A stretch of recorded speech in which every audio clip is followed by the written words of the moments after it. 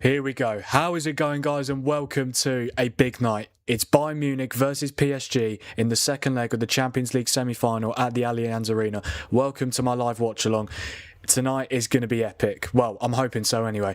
Last Tuesday, PSG 5, Bayern Munich 4. I didn't do a watch-along for it, unfortunately, and I do regret it. But hopefully tonight will be as good as the first leg. Obviously, Arsenal got through against Atletico Madrid yesterday, so fair play to them. And the winner of tonight's tie will play Arsenal in the final, as you can see on screen there, in Budapest, in Hungary, on the 30th of May. We've got about 12 minutes till kick-off at the Allianz Arena, and I don't actually have the team news on screen tonight because, obviously, during the game, the team news changes. So you see what they are at the start, but you don't see like who comes on and stuff like that. And to be fair, I read them out anyway. So let's quickly go through the team news. So for Bayern Munich, of course, Manuel Neuer in goal. They're back for Konrad Laimer is at left back instead of Alphonso Davies, who is out for this game with an injury. They've got Stanisic at right back, two centre-backs, Upamecano and Jonathan Tah. Midfield two of Pavlovic and Joshua Kimmich. Musiala in the 10, Luis Diaz on the right, Luis Diaz on the left, Michael Olise on the right, and then, of course, Harry Kane up front. For PSG, Safanov in goal, a back four of Nuno Mendes, William Pacho, Marquinhos and Warren Zaire-Emery, who starts at right back tonight. No Achraf Hakimi, he is out injured. Their midfield three is their normal midfield three, which they haven't been able to play because obviously one of them has been injured recently, but it's their main midfield three of Vitinha, João Neves and Fabian Ruiz. And then their front three, which is one of the most deadliest front threes in Europe. So is Bayern's, to be fair, but for PSG, Kvaratskhelia, Desiree Doué and current Ballon d'Or winner Ousmane Dembele. I cannot wait for tonight. It's going to be amazing. We have done a poll on the chat just before kickoff. Who do you think goes through to the final tonight? Will it be Bayern Munich or will it be PSG? Let me know your predictions in the chat and also vote on the poll. In terms of my prediction, I'm going to go. I don't think there'll be as many goals as last week. I mean, if there is, amazing, but I can't see it. But I think there will still be a decent amount of goals tonight. I'm going to go 2-2. Bayern Munich 2, PSG 2, which means PSG will win 7-6 on aggregate and they will go through to their second Champions League final in a row to face Arsenal in Budapest. But, I mean, I'm not ruling Bayern going through whatsoever. I'm not ruling out Bayern Munich going through whatsoever. They've had an amazing Champions League campaign, particularly at the Allianz Arena. But a stat that really caught my eye when I was looking at the preview for this game, Bayern Munich have never overturned a semi-final deficit in their 5 previous Champions League attempts. So if they were to go through tonight, they would be breaking a record there. But yeah, look, it's going to be interesting. I mean, I must say, Bayern are probably, I'm not going to say in the best position. Obviously, PSG got the advantage. They're in a better position. But saying that, obviously, Bayern were 5-2 down at one point in that first leg. Obviously, they managed to get 2 goals back thanks to Upamecano and Luis Diaz, which could prove to be very crucial. Because honestly, if PSG won that first leg by 1 or 2 goals, that's probably tie over, if we're being totally honest. Because I just wouldn't be able to see. I just couldn't see PSG losing by 2 or 3 goals. I just couldn't. I can see Bayern winning tonight, but I mean Bayern could win the second leg and still go out because obviously PSG leading from the first leg. I mean, I must say, if it goes to extra time and penalties, I would not complain one bit. I think it could. I honestly think it could. I don't think it will. I think it'll be 2-2 after 90 minutes and then PSG go through. But I'm hoping for extra time and penalties. I want all the drama. I want it to make up for the fact that I didn't do a watch along for this game last Tuesday. But yeah, it's going to be a classic. We've got about 9 minutes till kickoff. Obviously, great opportunity for Vincent Kompany, who 2 seasons ago was getting relegated with Burnley in the Premier League. And 2 years later, he is 90 minutes away. He's potentially 90 minutes away, or even more, from a Champions League final with Bayern Munich. It just shows you how quickly it can change in management. Like, who saw Kompany getting the Bayern job when he got relegated with Burnley? It was always going to be tough, but the fact you can go from getting relegated with Burnley to getting one of the biggest jobs in world football in Bayern Munich is incredible, really. But he's been absolutely superb since he joined Bayern, Vincent Kompany. His actual stats for Bayern in terms of matches, he's managed 107 games for Bayern Munich, 81 wins. That's a win percentage of 76%, and in terms of points per game, 2.4. 14 draws, 12 defeats. But bearing in mind, this is his second season. 81 wins in 107 games. That is ridiculous stats. That is absolutely ridiculous. And I know people might say, oh, he's managing Bayern Munich, he's going to win most games. But that's an incredible record. And I don't think previous Bayern Munich managers have had that incredible win percentage. I mean, in terms of this season, if you just count this season, Company's win percentage is 81%. Is 26 wins, 5 draws, 1 defeat. Well, that's actually those are actually the league stats. They've only lost one game in the league all season, and they've only lost one game in the Champions League, and that was to Arsenal, funnily enough, who they could be meeting in the final. But even previous managers like Tuchel, the 2 seasons he was there, 67 and 68% win percentage. Nagelsmann, 2 seasons there, 71 and 60. Flick, 71. I mean, Flick 88% in 1920. I mean, these are only league stats, but still, Company has done an absolutely ridiculous job. But I'll tell you who else has done a ridiculous job. The other man in the dugout tonight, Luis Enrique. He's managed 169 games for PSG, 119 wins, which is a win percentage of 70% and 2.3 points per game, which is just utterly ridiculous. But yeah, it should be a great game tonight. Really looking forward to it.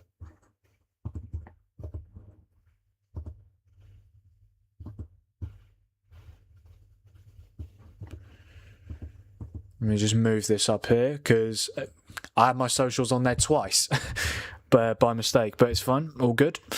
But yeah, as I was saying about Luis Enrique, 119 wins in 169 games managed for PSG, which is utterly ridiculous. And in terms of draws and losses, only 26 draws and 24 losses. And bearing in mind, this is his 3rd season as well. So the fact that he's managed to sustain a win percentage like that is incredible. It really is. Like, unbelievable. What a manager, by the way. I just wish that United could have him.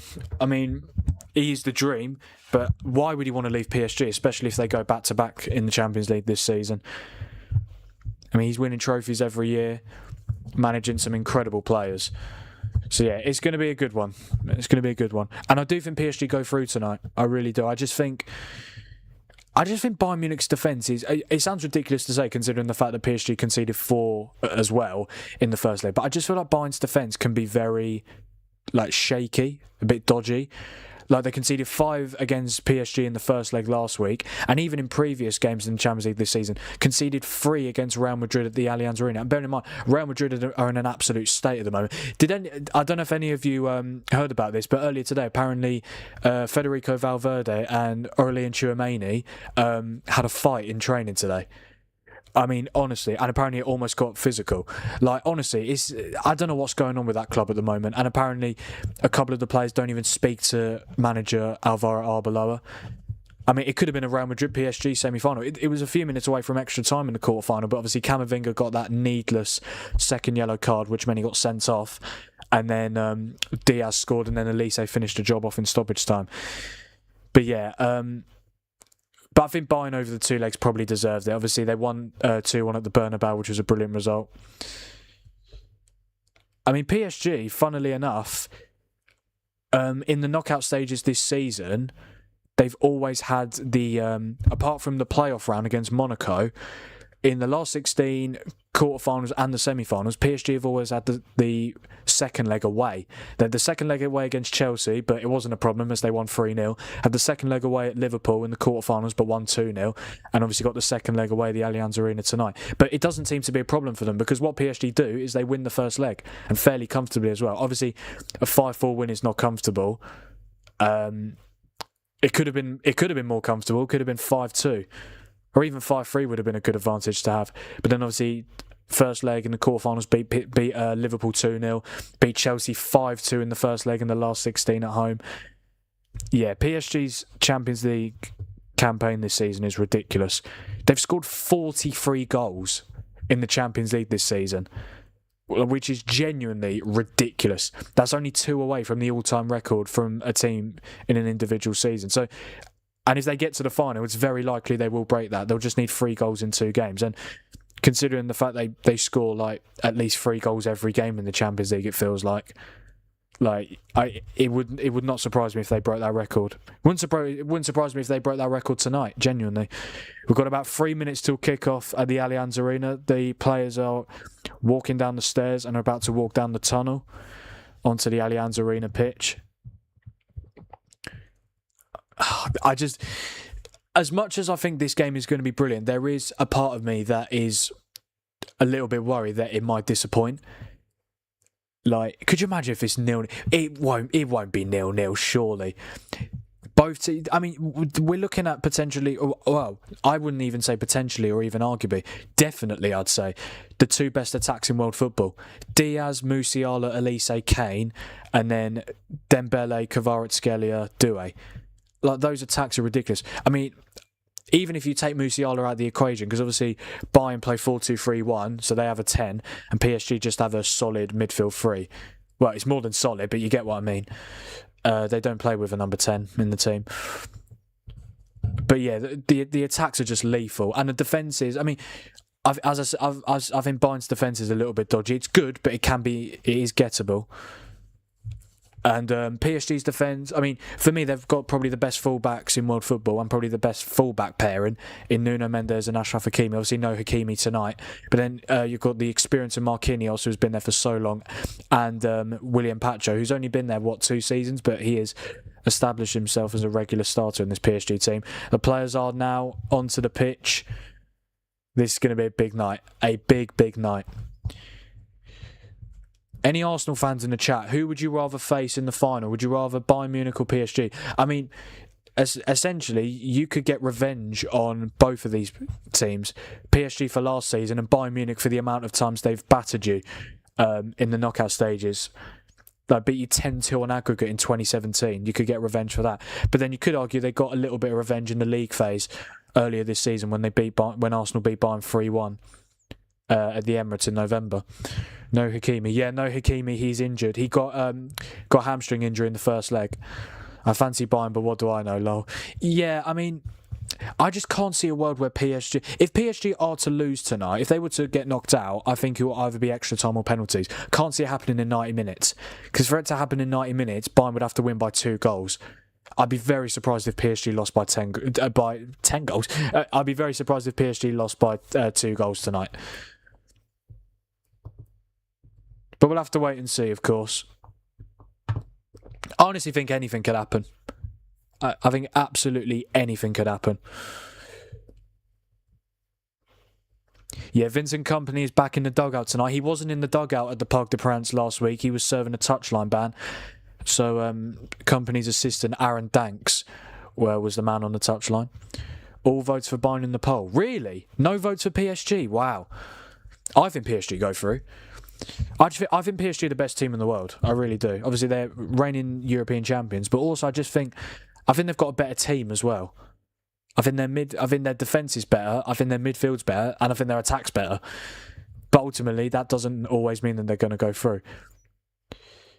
Obviously, Bayern have got the experience of Manuel Neuer in goal. It is a good back line, but it's not as good without Alphonso Davies in it. I mean, their midfield, Pavlovic and Kimmich is very good. And the attack is just frightening, isn't it? Musiala, Luis Diaz, Michael Elise, and Harry Kane. Harry Kane, honestly, I'm telling you now, if Bayern win the Champions League, Harry Kane should win the Ballon d'Or. He scored 57 goals this season in all competitions. And bearing in mind, Bayern have got this game tonight. I think they've still got about 2 or 3 more league games. The DFB Pokal final against Stuttgart, which is basically the German FA Cup, and then they potentially got the Champions League final. Kane will 100% hit 60 goals. And I think what would also strengthen Kane's chances of winning the Ballon d'Or is if England win the World Cup and Bayern win the Champions League. But if it's either or, it definitely strengthens his chances. If he does hit 60 goals and Bayern do win the Champions League or England win the World Cup, I think it'd be insanity not to give it to him. It's incredible, really. I mean, his first 2 seasons at Bayern were brilliant, absolutely. But this season, he's just gone a level above. And he's getting older as well, but he's aging like a fine wine, Harry Kane.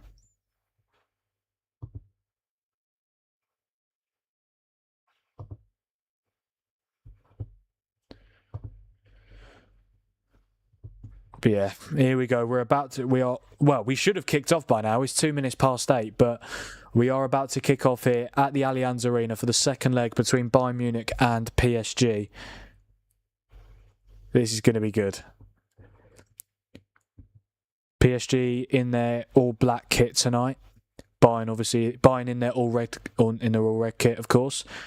Oh no, they've got red shorts as well. Normally they have white. All red against all black. And we are underway here at the Allianz Arena. It's Bayern Munich versus Paris Saint-Germain in the second leg of the Champions League semi-finals for a place in the Champions League final. Let's see how it goes. Hopefully, I'm hoping for a fast start. That would be very ideal. On the short earlier, they're still running. 165 votes. 66% of people voted Bayern Munich. Really surprising to me. People do not seem to be fancying PSG tonight. I know Hakimi's out, but they've got Zaire Emery at right back. Zaire Emery is brilliant. Brilliant talent. And Zaire Emery's played a lot of games for PSG as well. He's been around for a few seasons. So I don't think that will impact them too much. But of course, what do I know? We'll have to wait and see. But yeah, I know Bayern are at home, which obviously could help them. And I think the fact that they managed to get it back from 5-2 to 5-4, okay, still lost the first leg, but it's a much better disadvantage to have, losing by 1 goal, and it could have been 3. I mean, I definitely think Bayern can win, 100%. Bayern Munich can 100% go through tonight.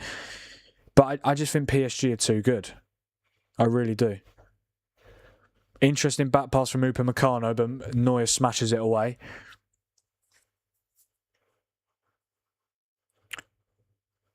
Seems like it's going to be a very fast start. I mean, in the Arsenal Atletico first half yesterday, it felt like Raya had about 50 touches. I just don't want to see either goalkeeper get too many touches tonight. Oh, that's not great from Neuer. I don't know if that was Neuer or Lima's fault, but Bayern Munich have lost possession. Here is Doué.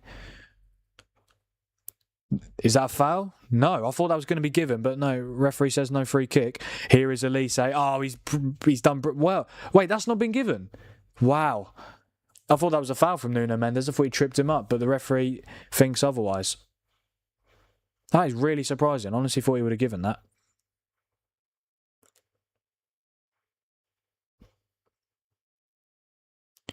Yeah, there's always goals when Bayern play in the Champions League at home. This could be a chance for Kvaratskhelia. He's into the box. He's got options. He's put it across, and it's in! What a start for PSG. 2.5 minutes, and it just had to be the current Ballon d'Or winner, Ousmane Dembele. He scored twice in the first leg and got an assist, and within 2.5 minutes at the Allianz Arena, Dembele gives PSG the lead, and it's now 6-4 on aggregate to the current reigning European champions. Wow, what a start.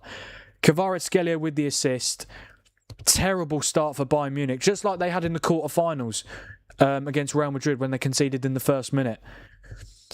And the tie is back at a 2-goal lead for PSG.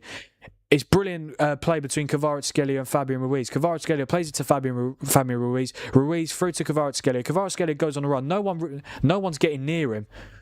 I mean, he is difficult to stop, but he's got so much time to put the ball across for the cutback. It's a brilliant ball in. Dembele is completely unmarked. What a strike past Manuel Neuer. Shocking marking. You mean shocking marking? Yeah, I must say though, what a goal. What a goal that is. And then Zaire Emery kicks the ball into the crowd. Oh, look at the celebrations there. Luis Enrique's loving it. What a start. This is already more interesting than the game last night. Oh, wait, no, that's not Bayern's. Is that Bayern's home kit for next season? I think it might be.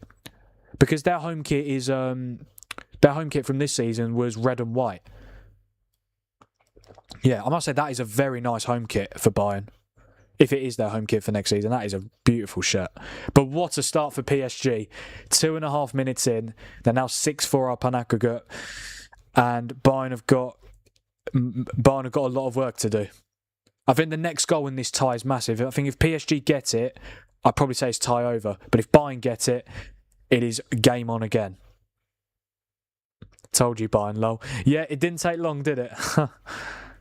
The Bayern could still definitely go through, but I mean, the only way they win this tie in 90 minutes is if they stop PSG scoring again and then scoring 3 themselves. I just can't see that happening. I really can't. I think Bayern can score 3, but I just can't see a world where this is PSG's only goal of this second leg. I think they're destined to score more, 100%. Upamecano goes back to Neuer. Yeah, that was literally the worst possible start for Bayern. Obviously, you're behind in the tie anyway, but you want to get off to a fast start in front of your home crowd. But yeah, that was not great. I mean, it wasn't down to any errors. It was just simply very good play from PSG. But the defense, it's got the marking from Bayern. I mean, no one was on Kvaratskhelia. No one even got near him. And then Dembele was completely free in the box. Here is Konrad Laimer, though. This could be a chance for Bayern. Here's Elise. Oh, brilliant from Nuno Mendes. That's going to be a very good battle again tonight. Nuno Mendes against Michael Elise. And PSG have got the free kick for a foul on Pacho.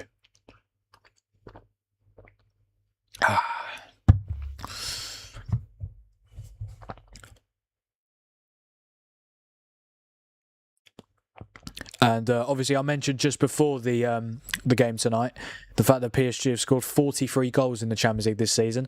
Make that 44. They only need one more to equal the record. Not actually too sure what the record is. I'd be interested to know. But yeah, they need one more to break level the record, and then 2 more to break it. I wouldn't be surprised if they do it in this game. I honestly wouldn't. I think there's so many goals still to come. 100%. It's just when both teams' attacks are so good, it doesn't really matter what the defence is. There is just going to be goals. 10 goals in this tie. Bearing in mind, Arsenal Atletico, there was 3 goals in that tie, and 2 of them were penalties. And we've already had 10 goals in this tie, and we've still got loads of time in this second leg. We've only just started. Yes, Aaron. Hope you're doing well, mate. Who do you think's going to win tonight, bro? Obviously, PSG have made a... Oh, you missed the first goal. Oh, dear, oh, dear. Who do you think goes through? Or who did you think was going to go through before the game started? I mean, I've backed PSG. I'm still definitely backing them now. I'm not going to change. But yeah, what a start for Luis Enrique's side.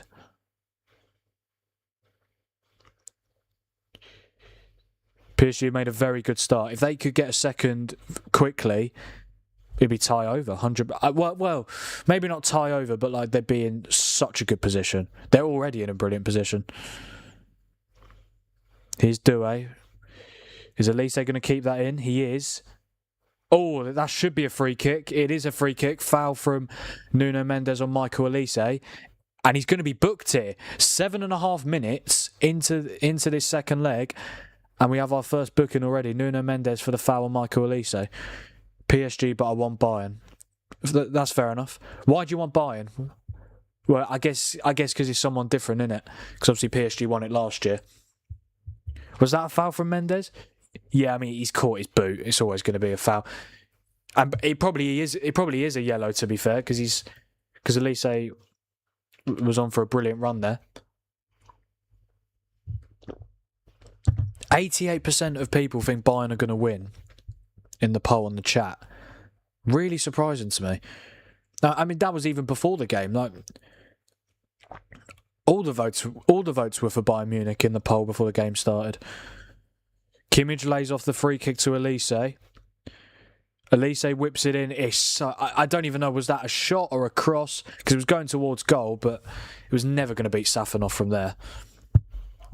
So this is the goal. Pacho forward pass to Kvaratskhelia. Nice sideways pass. Nice sideways flicked pass to Fabian Ruiz. Then Fabian Ruiz plays him through, and then no one can really get near Kvaratskhelia. Obviously, he's very quick.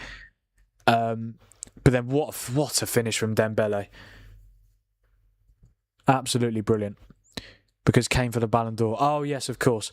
But hey, if England win the World Cup, he'll win it. But I'm just trying to think, if it's not Kane, who is it going to be? I think, obviously, Dembele, who won it last year. Dembele's had a brilliant season. Dembele's had another good season, but he's not been as good as he was last season. He has been injured a little bit, though, which is probably why. But even this season, Dembele, 7 Champions League goals in 12 Champions League games this season. He's doing very well still.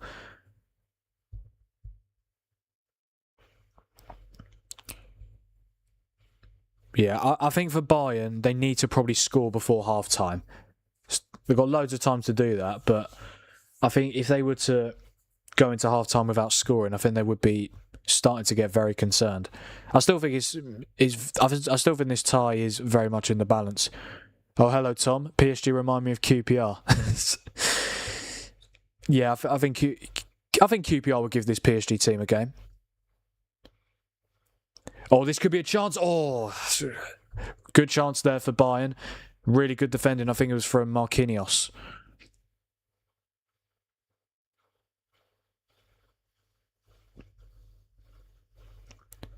Kvaratskhelia maybe for the Ballon d'Or. Oh, yes, of course. I love Kvaratskhelia. I think he's absolutely amazing. I think he's absolutely superb. He's probably. I probably say he's the best left winger in the world. Kvaratskhelia. I think he's better than Vinicius Junior. Yeah, I love Vinicius as well, but I do feel like he can be hot and cold sometimes. I feel like Kvaratskhelia every game, particularly in the Champions League, is just always doing something. Even if, he's already got an assist. Yeah, but yeah, if PSG win the Champions League, I think Dembele will definitely be nominated again. He probably would finish top 10. I just don't know if I think he's been too injured this season.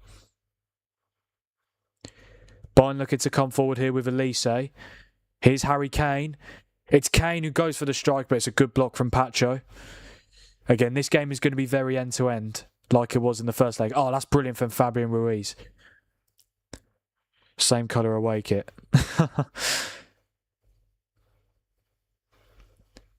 And to be fair, QPR, like PSG, have 3 letters in their name, so that's another similarity. But in terms of who's better at football, I don't think it's a contest. It's obviously QPR.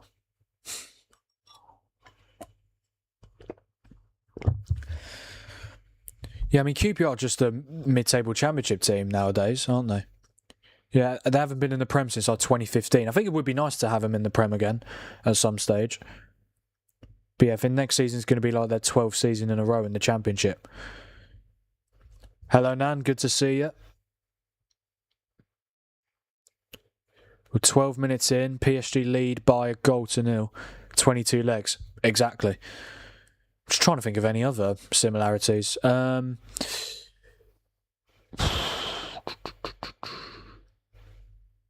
get back to you on that one.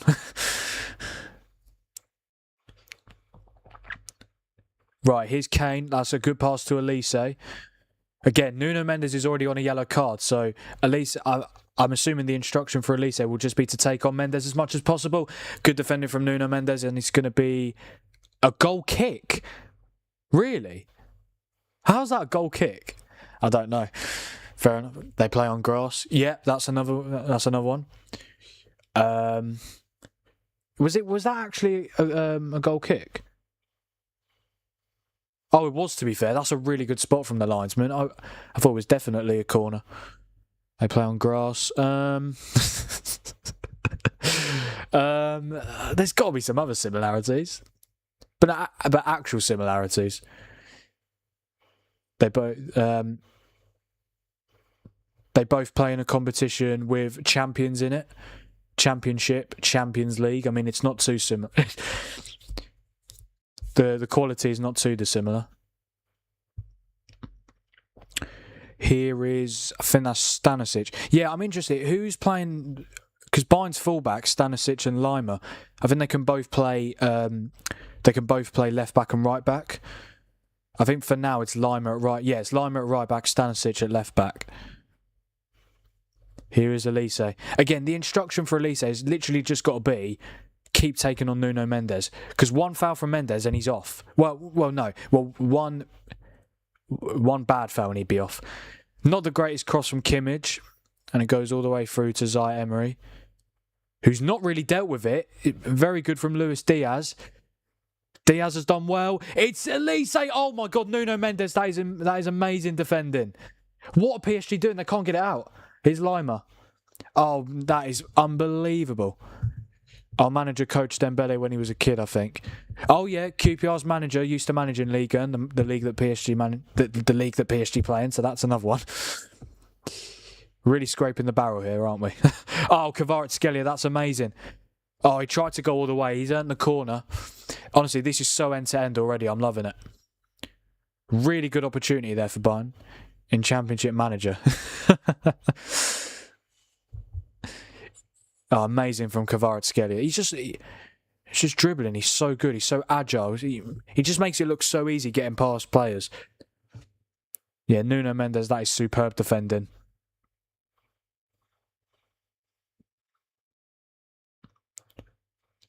Bit of a concern here for Musiala. That would not be ideal for Bayern if he does have to come off. I think they've got Leonard Cole on the bench, who's had a fantastic season, a breakthrough season, you can say, at Bayern Munich.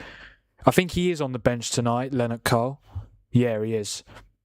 5 goals, 4 assists this season in the Bundesliga. 4 goals, 2 assists in 7 games in the Champions League this season. What is actually the problem with Musiala? I don't actually know. He's holding his stomach. Did Vitinha do anything? I actually don't know what he did. I can't really tell. He's okay now, though. He's back up on his feet. Does he have to go? Oh, See, this is what I mean. I hate this rule. Why does he have to go off the pitch? If he's okay to continue, just let him go back on. It's a ridiculous rule. It's going to be Dembele to take the corner. From that side, he assisted João Neves to give PSG a 2-1 lead in the first leg. Let's see if something similar can happen here. But obviously, it would be a much bigger advantage if they were to score from this corner. Instead of 2-1, it could be 7-4 on aggregate. Elise's missed the header. Wow. It was Elise and Diaz. It could have been a 2-on-2.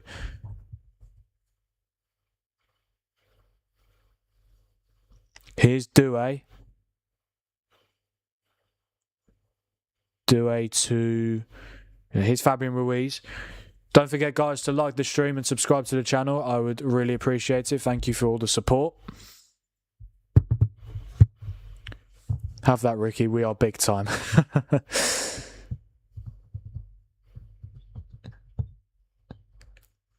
Yeah, I mean, I think it would be nice to see QPR back in the Premier League. I mean, they were very close to getting relegated a few seasons ago to League One. But yeah, managed to stay up. But the thing is, ever since QPR got relegated, they've never ever really been close to the playoffs. I don't know what is their highest finish since they got relegated. Have they even finished? Have they even finished in the top half since they got relegated? I think they might have done like once or twice. Oh, at least they slipped there. Do I try to roulette? That's going to be a PSG throw-in. Super hoops. The voting is starting to go down now for Bayern. Still 70% of you think they're going to go through tonight. Which again, it's quite surprising if I'm being totally honest. I just don't know how you can rule out this PSG team. Like Real Madrid, who have really struggled this season, probably going to go... Well, not probably. They will be going trophyless because Barcelona are going to win La Liga. Like, Real Madrid managed to score 3 against this Bayern Munich team at the Allianz Arena. That's what I mean. Bayern are very gettable at defensively. Going forward, they are pretty much unstoppable, but that would be my concern if it is a Bayern-Arsenal final.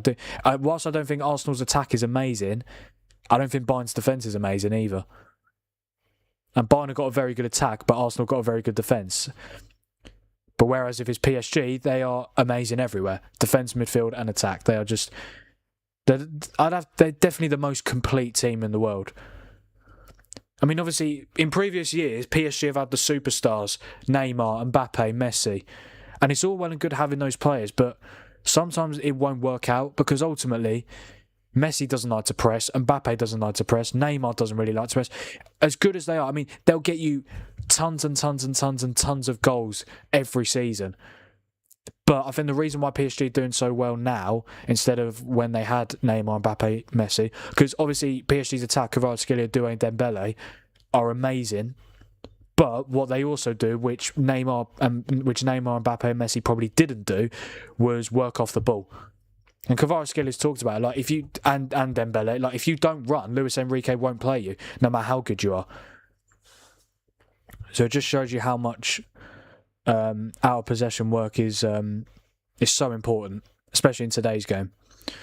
No way Arsenal win the Champions League, especially if they have to play PSG in the final. If it is PSG, which as it stands, it is very likely to be, unless Bayern can get their act together, really. I would fully expect PSG to win. I'd probably trust PSG to beat Arsenal more than I would Bayern. Not just because Bayern have already lost Arsenal this season, but I just think PSG are better. And in the Champions League this season, it's whenever PSG play in the Champions League, it's funny because in Ligue 1, Vitinha's lost possession there. He's Kane, now Kimmich, brilliant defending this time from Pacho. But yeah, one thing that what was I saying just before? Oh yeah, about the potential final. Yeah, I just think PSG every time they play in the Champions League, it's funny because in Ligue 1, I mean, they have the best team in... Oh, hang on. Kvaratskhelia shot deflected into the palms of Manuel Neuer. Talking of championship clubs, Harry, the West Ham fan, is here. Oh, Harry, mate. I'm so sorry. Well, no, look, it's not over till it's over.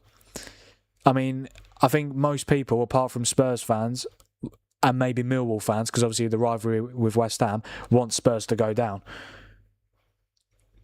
But I think that loss against... I do think Spurs stay up now. I could be wrong, but I just think that win against Villa, to go to Villa Park and win that game, unbelievable. I know Villa rested a lot of players, but still, you got to give Tottenham massive credit for that. And ultimately, it doesn't help that West Ham's next game is against Arsenal, who are going for the Premier League title. Oh, brilliant from Diaz. Oh, that would have been an amazing goal. There's still hope. As I say, Declan Rice will score a few own goals to save us. Yeah, 2-1 West Ham, Rice own goal last minute. I wonder if Rice scores for Arsenal on Sunday, will he celebrate? Because obviously Arsenal need to win to get closer to the title, but will he still maintain that respect? Love that friend, not over till it's over. It's never over till it's over, even with the title race. I think people just expecting Arsenal to go on and win it, which is fair enough considering obviously City dropped points to Everton. But I could definitely see Arsenal dropping points to West Ham.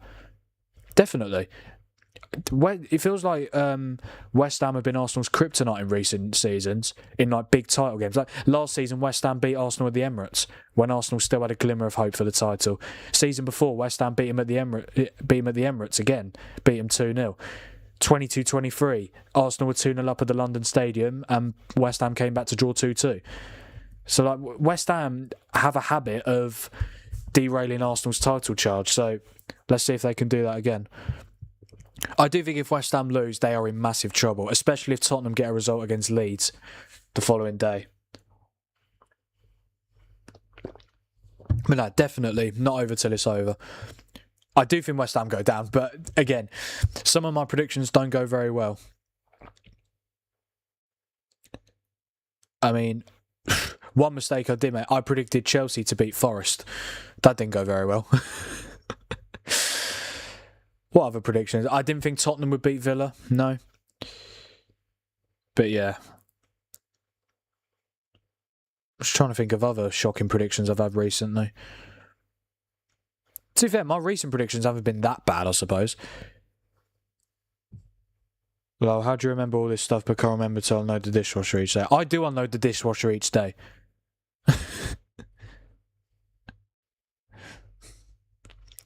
I'm just a football connoisseur when it comes to remembering stuff.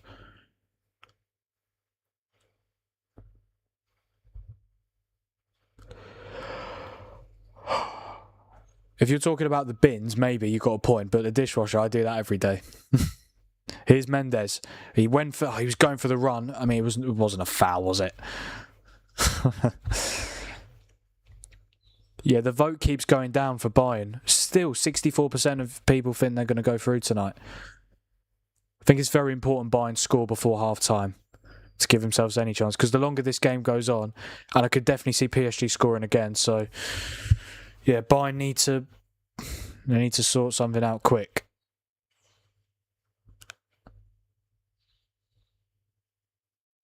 Hit a 180 yet, Frank? Yeah, I have actually, Alfie. I've hit 6 180s, I think. But I can't hit one right now. Because I will be here. Stream will last about 10 hours, but And that's probably being generous, to be fair. I'll be here all day. But no, I think I've hit about 6 180s before.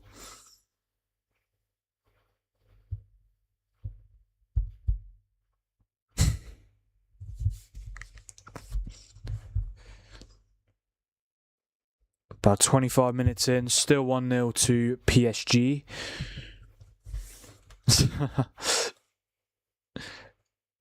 Darts is difficult, we know that. I think it's quite impressive I've managed to hit 6 180s in my time.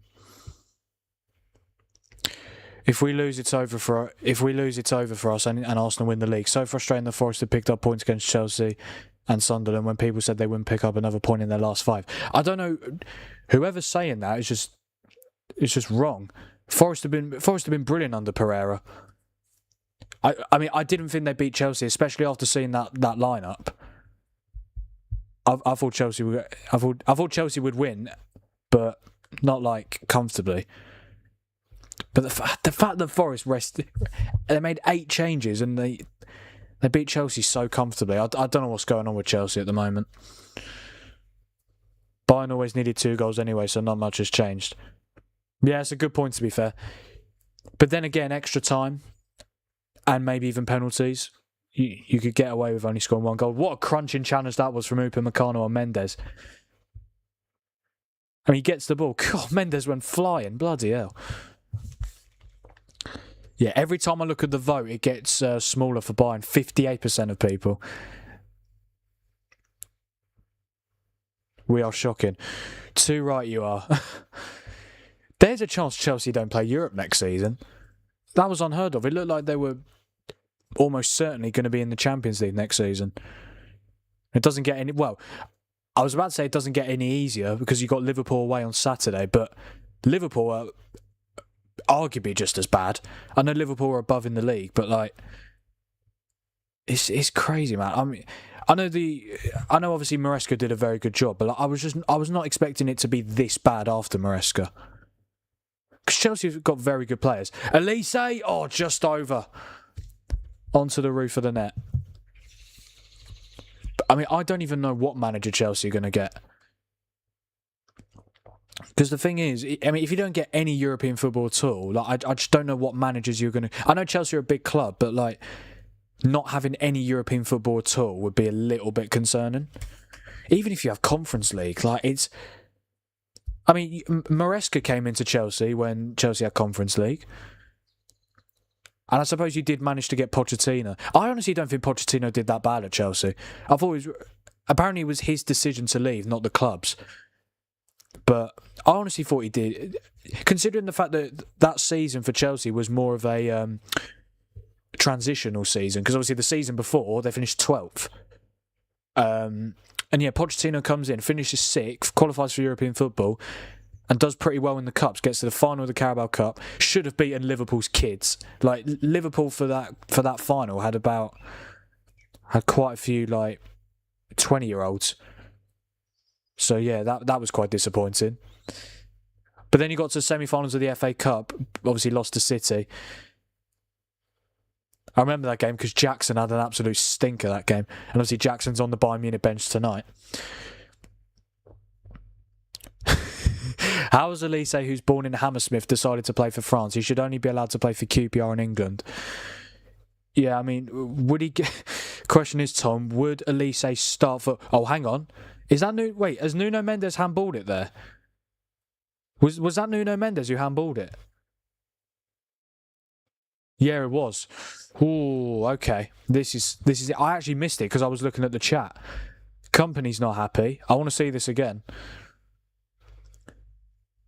Thing is, Tom, as I was just saying before I saw the handball, would Elise start over Paul Smith? I don't know. Oh, company's gone mental. He has gone absolutely mental. It's definitely a handball. That probably should be a second yellow, shouldn't it? But are those handballs... My question is, if Mendes wasn't on a yellow, is that a yellow card? Are they just saying that to try and get him sent off? It's debatable.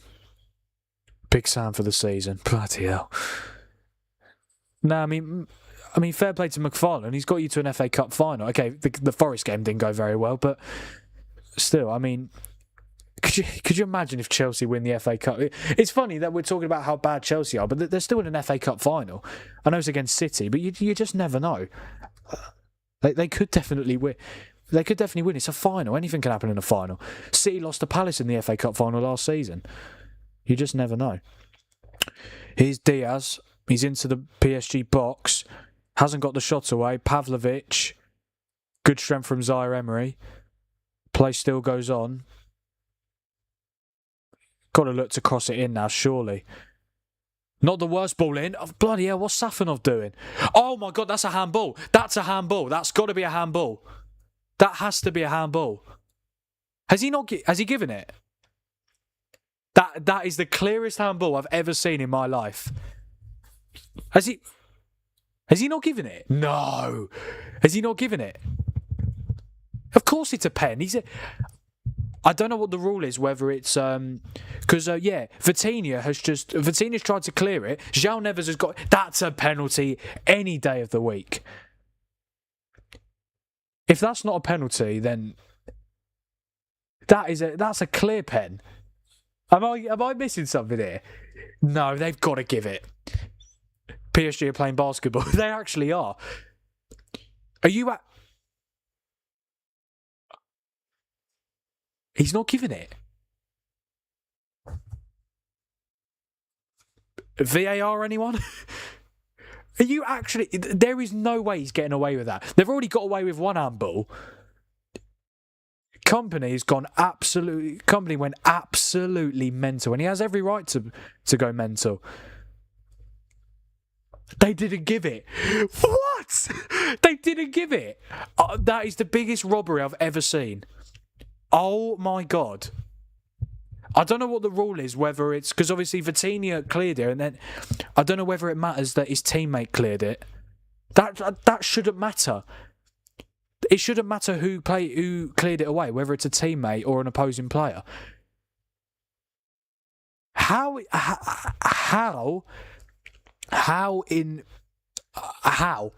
that not a pen? That is the biggest robbery I've ever seen. Oh, but he'll give PSG a free kick, won't he, for a soft foul? That might be the worst decision of the season. Oh, and now Jonathan Tah's been booked. This referee, wow. I can't believe what I've just seen.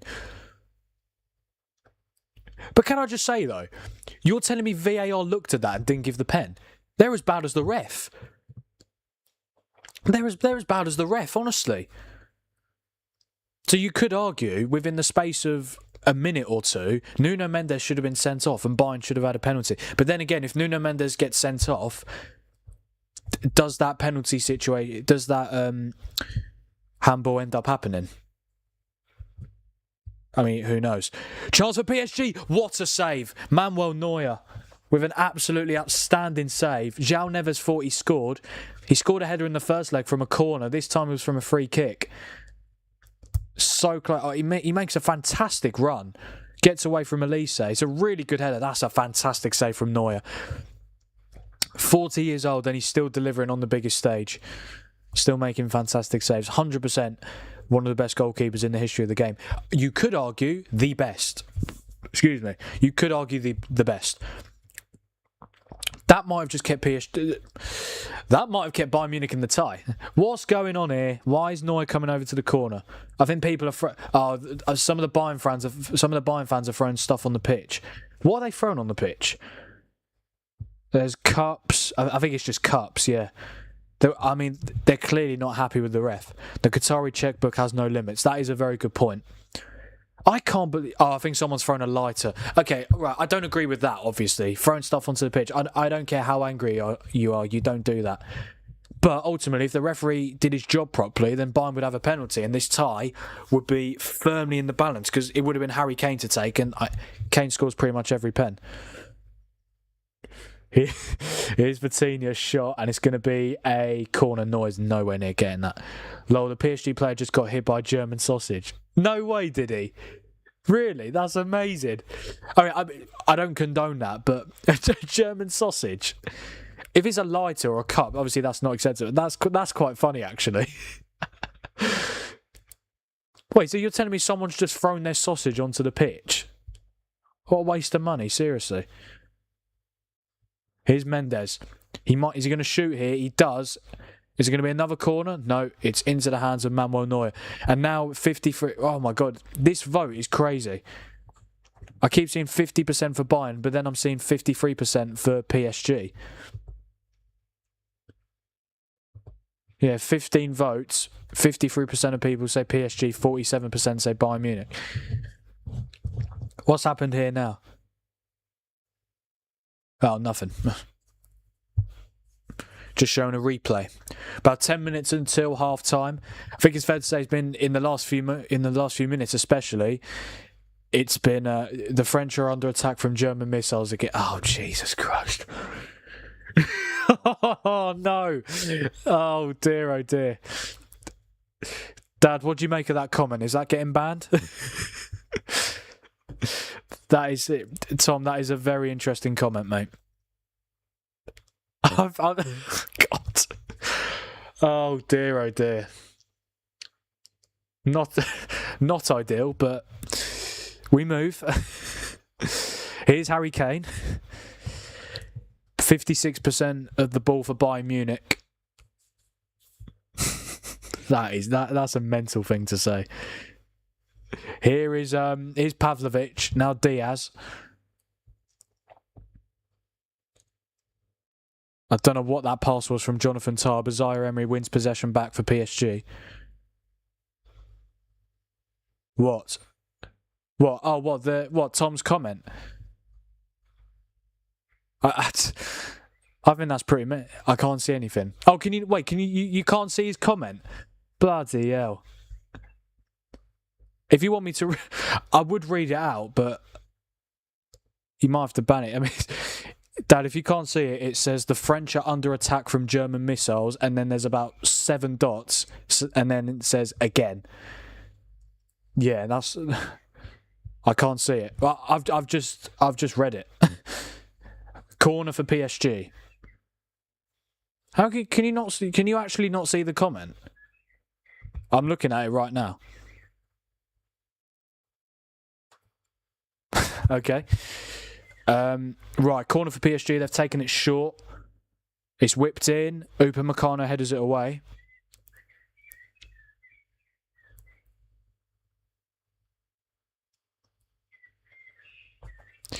Here is oh, they've gone back to Safanov. Come on, we don't want to see too much of that. We don't want to see too much. Oh, strange. I can't see that. Mild for Tom, to be fair. Okay then. I mean, I thought it was quite funny, but yeah. Well, no, it is funny. It's just I think it's also quite a mental thing to say, but yeah. Lima should be dealing with this fairly comfortably. Goes back to Neuer. Yeah, and Neuer gets it away. I still can't believe that penalty wasn't given. Surely that's one of the easiest decisions that referee was good. I'm genuinely sure you could put any human on planet Earth on that as the referee. They give that penalty. How that ref has not given it? It's the clearest. I just don't get how. João Neves' arm was here. His arm was literally up here, and he's somehow not given the pen. That's incredible. Like, genuinely. And what I find funny is the fact that it literally came like 2 minutes after Nuno Mendes could have potentially been sent off for a handball. That's crazy. That's genuinely crazy how they didn't give that. Kvaratskhelia loses possession. Here is Michael Olise, who's not had the best of first half so far. That's good. That's good from Musiala.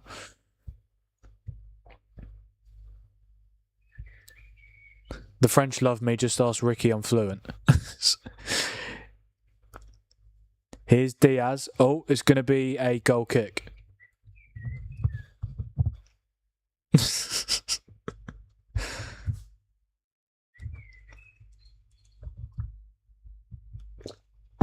Oh, indeed you are. Are you actually fluent or are you just saying that? Go on, give me a... Translate, PSG will win the Champions League.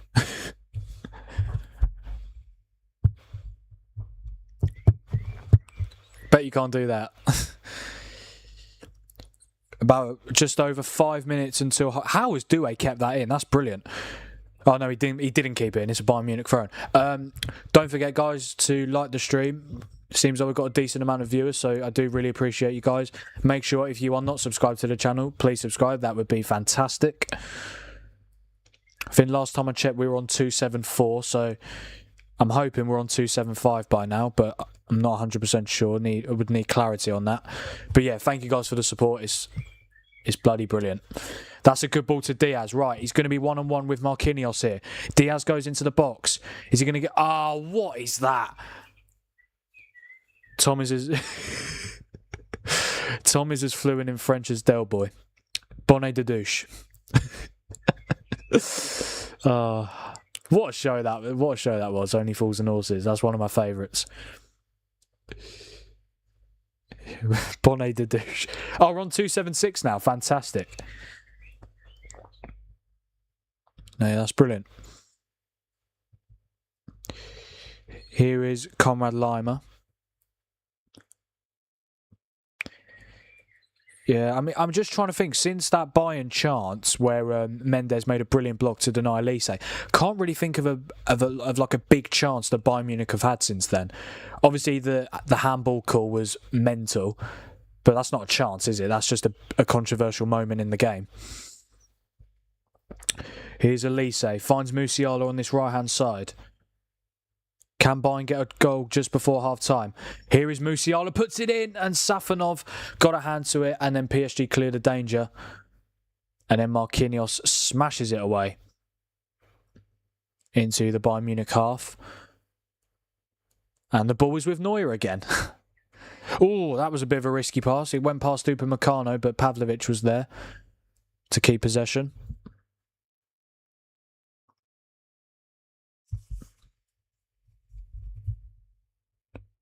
Come on, Bayern need to do more in terms of going forward. Neuer goes long towards Kane. Oh, Kane's done brilliantly to hold it up. Finds Elise. Lima's making an overlapping run. Elise finds Lima. This could be a chance for Bayern. Or... I don't think that's going to be a penalty. Mendes slid in and Lima went down, but he's not complaining. Diaz can't keep possession, or he can't keep it in.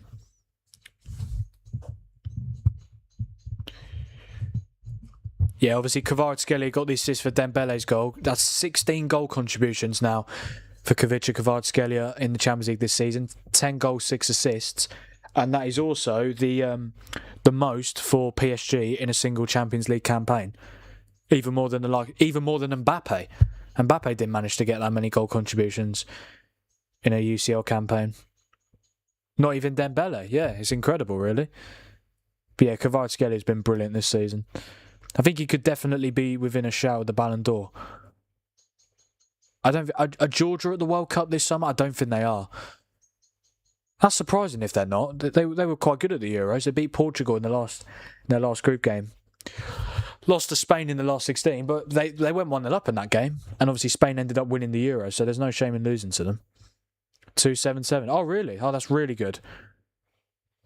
Again, I don't want to sound like I'm begging, guys, but I honestly think 280 subscribers by the end of this stream is very much possible.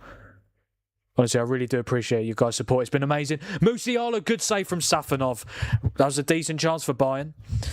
Is there anyone better than Kane at holding up the ball and playing people in these levels? No, I don't think there is. In terms of back to play, I don't think there is anyone else. Bayern chance. Oh my God, so close. Musiala. I thought it was destined for that top corner. How close was it? Oh, it is fairly close. Actually, no, it wasn't really. See, when you see it from a different angle, you think it's quite close. But then when you see it from another different angle, you're like, oh, it's going away from goal. But the chance there that Musiala had, which Safanov saved, that was a good opportunity. But took the shot on his weaker left foot. Yeah, he is quality. Yeah, I'm just trying to think, is there any other strikers in world football that are amazing at holding the ball up? Well, no, I think there is. But, when it comes to Kane, I think it's just Feels like every time the ball goes to Kane, he never loses it. Never, ever loses it. Oh, the votes are split. 18 votes, 50% for Bayern, 50% for PSG. I'm really surprised PSG don't have more of the vote. I'm not being funny. We're approaching half-time, and they're 2 goals up in the tie. Here's Elise. Oh, that's amazing. See, that's why Kvaratskhelia plays. Because not only is he brilliant offensively, he's amazing defensively. Even when PSG don't have the ball, like he's always helping back defending. Musiala with another shot. I think he's desperate to score now. I think Bayern are desperate to score in general, if we're being totally honest. 2 minutes of added on time here at the end of the first half. Still Bayern Munich 0, PSG 1. The goal coming from Ousmane Dembele, thanks to the assist from Kvaratskhelia. Both teams have had chances. Neuer made a very good save to deny João Neves. Safanov has just made a good save to deny Musiala. It's still very... I mean... it's typical, isn't it? I didn't stream the first leg last week and it was 5-4. And right now, we're going into half-time in the second leg and it's only 1-0. I mean, the first goal was, what, 2.5 minutes into the second leg? I was hoping for more goals at this stage. But again, we've still got a second half to come and Bayern are going to have to go for it. If Kane was a yard quicker, he could be the best player in the world or very close to. Only thing he lacks, really. I think Kane is arguably... I think Kane should win the Ballon d'Or. And the Ballon d'Or is the best player in the world. I think... Obviously, I mean, Kane has never been blessed with pace, but he makes up for that by being probably the best finisher in world football. Like, he's incredible how good he is at finishing. And he always drops deep, links the play, holds up the ball. He's amazing at that. He's the complete striker. But yeah, that is probably the only thing he lacks is pace. But I do think he does make up for that with the amount of goals that he scores. 57 goals in all competitions this season for Kane is actually incredible. Surely if he does get 60, which he should do, surely there's no debate for the Ballon d'Or. Obviously, I think it would help his... I mean, Bayern could still win the treble. They've won the Bundesliga. They're in the DFB Pokal final against Stuttgart. And obviously could still get to the Champions League final. But they do need to... I mean, they've got 15 seconds left in this first half. I don't think they're going to be getting a goal, though. Well, you never know. They might get a chance. Here is Pavlovic across to Kimmich. Kimmich has done well. Has he won the free kick? Yes, he has. His passing is a joke as well. Oh, yeah. I told you, he's the complete striker, Harry Kane. Oh, there's 2 balls on the pitch, and I think that might have been Kvaratskhelia who kicked the ball onto the pitch, and he's been booked for that. Just a bit of a silly yellow card, really. I mean, the first half is a bit... The first half's literally about to finish and he gets a needless yellow card. This will be Bayern's last chance of this first 45. If they could score from this set piece, that would be priceless for them. It would make this second half incredibly interesting. This will literally be it. So Kimmich whips it in. It's not a bad ball. Header. Oh, it's just wide. Jonathan Tah, I think it was. Bayern have had chances. That should be half-time now. How close was it? It was a good ball in from Kimmich. The header from Tah, it's not far away at all. And I don't think Safanov had it covered either. Really good chance there for Bayern. And that was the last chance of the first half. It's half-time here at the Allianz Arena in this Champions League semi-final second leg. Bayern Munich 0, PSG 1. PSG now 6-4 up on aggregate. And they are 45 minutes away from their second Champions League final in a row. Obviously, last season they played Inter Milan. This season they would play Arsenal. And obviously they played Arsenal in the semi-finals last season and won 3-1 over 2 legs. But it's all to play for in the second half still, I think. I know PSG got the 2-goal advantage, but it is very much... It's not game over yet. What I will say, though, next goal is crucial. Oh, yeah. The next goal is very crucial for this tie. If PSG get it, it's done. If PSG get it, it is over and they'll be in the final. If Bayern get it, they'll have momentum. And honestly, you never know what could happen. We'll have to wait and see. In terms of the first half stats, I think it's been quite even. Yeah, it is quite even, to be honest. In terms of possession, Bayern 58%, PSG 42%. XG, Bayern 0.67. don't. And then PSG 0.49. In terms of shots, this has been Bayern's problem. They've had 9 shots, which is more than PSG. PSG have had 6, but Bayern have only had 1 shot on target. That Musiala chance, which Safonov saved, that was Bayern's first shot on target of this half. 1 shot on target against PSG is not going to win you a game, especially when you need to and you're behind on aggregate. Yeah, but PSG have had 6 shots, 3 on target. Bayern have had 19 touches in PSG's box, and PSG have only had 8 in Bayern's. And in terms of big chances, Bayern have had 2 and have missed both of them, and PSG have had 2 and have missed 1 of them. Yeah, apparently that Jonathan Tah header went down as a big chance. It was a free header, to be fair. He probably should have at least hit the target, forced Safonov into making a save. But yeah. The only Bayern Munich player who's on a green rating for the first half is Josip Stanisic, the Croatian, who's playing left back tonight. He's on a 7.2. For PSG, they've got quite a few players on a green rating. Nuno Mendes, who is probably lucky to still be on the pitch, he's on a 7.3, but obviously on a yellow card. Pacho on a 7. I think Pacho's been very good. Vitinha and João Neves are both on 7s. Kvaratskhelia on a 7.8. And Ousmane Dembele, who has got the only goal of the game so far, he is on a 7.5. But yeah, I think the stats have been very similar, to be fair. I think if it was level going into half-time, I don't think either team could have too many complaints, if I'm being totally honest. Hopefully we get more goals in the second half. It has been quite entertaining, to be honest, even without the goals. But that's what we're here for. We want to see goals. We want to see entertainment. Update on the shorts poll. 203 votes. 61% still going with Bayern to reach the final. Really? That genuinely bewilders me. PSG are 45 minutes away from the final and are 2 goals ahead in the tie. I mean, I guess Bayern could turn up in the second half. You just never know. But I'm really surprised by that.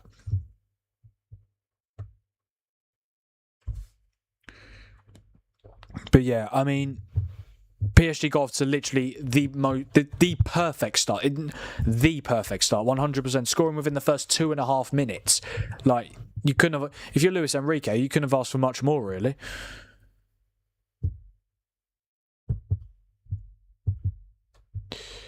Yeah, a lot of these votes would have been pre-match. Yeah, that's a good point, to be fair. But even so, even pre-match, I'm still surprised that Bayern I'm still surprised that Bayern have majority of the vote.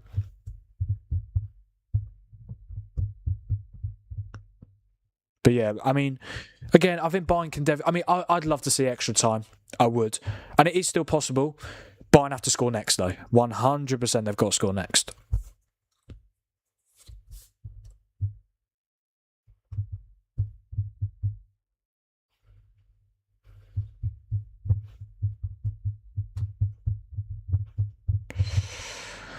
But yeah, look, I think PSG, they should win from this position. I'd be surprised if Bayern could definitely get it to extra time, but what I mean is, like, PSG will not lose this tie in 90 minutes. I can guarantee you that. I'd be very surprised if that happened. PSG are just not the type of team to concede 3 goals in one half. Not anymore, anyway. I mean, like, I know they did a few years ago when Pochettino was manager. They did it against Real Madrid. They were 2-0 up in the second leg of the Bernabeu in the last 16, and then Benzema scored a hat-trick and scored 2 goals within, like, 2 minutes to win the tie. How good was Karim Benzema that season as well? 21-22, obviously won the Ballon d'Or. He was a joke.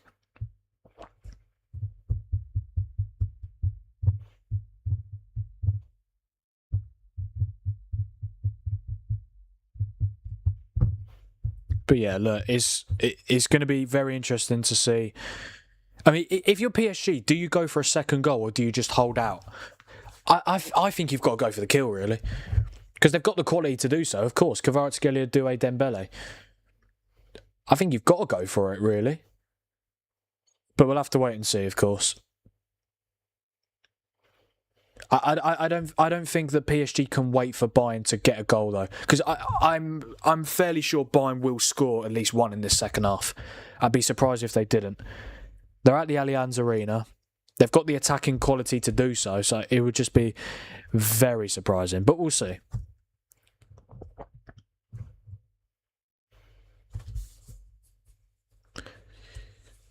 But to be fair, Bayern should have probably had a goal. Well, it would have been a penalty, so it's not a guaranteed goal, but Harry Kane very rarely misses a penalty. I think he's only missed like 2 penalties in his Bayern Munich career, so yeah, they're just showing the goal again. It's literally a forward pass from Pacho. Kvaratskhelia lays it off to Ruiz with a flicked pass, and this run from Kvaratskhelia is amazing. Gets away from Upamecano, and he's too quick. No one can really. I mean, he's not actually going that quick. Who is marking Dembele though? Honestly, that's such poor marking. He's always going to score that chance.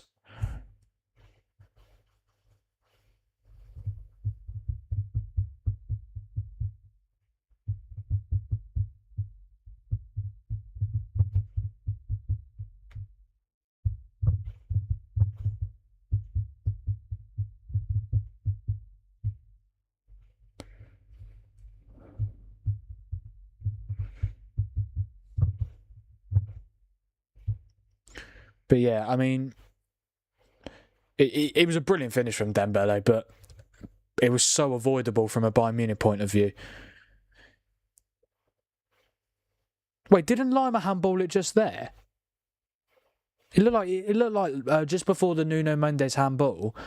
It looked like Lima handballed it and then Nuno Mendes. Let me have a look here. Do you know what? Thinking about it, I think if Nuno Mendes got sent off there, that would have been a disgrace, really. Because Lima's literally handballed it. I might be wrong. Oh no, it's his chest. It's his stomach. Again, when they show different angles, like one angle, it looks like it. Well, hang on. No, yeah, it hits his stomach. Honestly, one angle it looks like it hits his arm, and then the other angle it looks like it hits his stomach. But so yeah, you could argue Mendes should have been sent off. But honestly, how just looking at it again, oh, it's such a bad decision. It is such a bad decision. I can't understand how, as a professional referee in a Champions League semi-final, you get that decision wrong.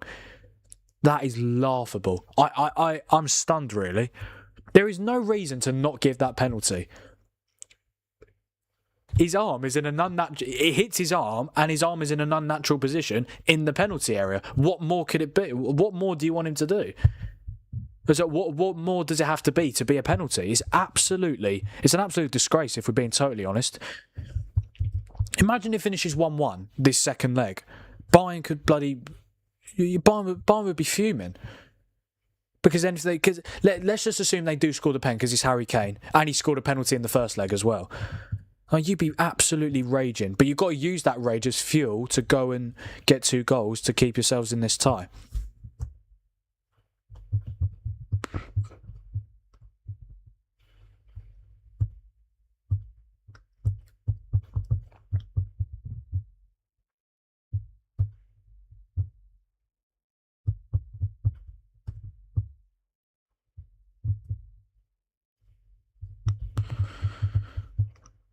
Yeah, just showing a preview for Liverpool-Chelsea on Saturday. Yeah, I probably will do a watch-along for that. I mean, both teams have not had great seasons, but obviously Liverpool looking to confirm Champions League football. Chelsea trying to get any sort of European football at this point. But yeah, what's that, Saturday 12:30? Yeah, probably will do a watch-along for that. It is a Big Six Premier League game after all.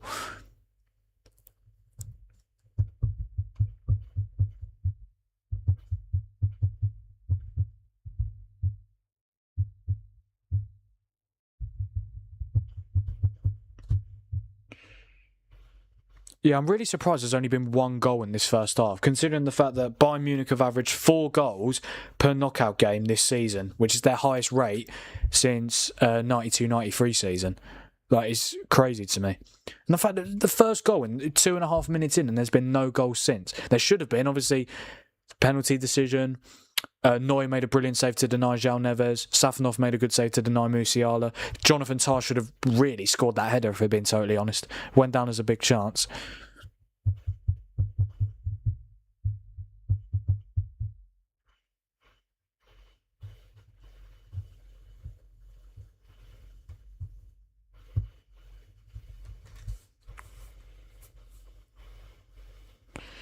Oh, the Gillette advert is on. Gillette, the best a man can get. Could Could you imagine if your team's losing, you're watching the game and then the advert comes on? Like, honestly, your head would be gone.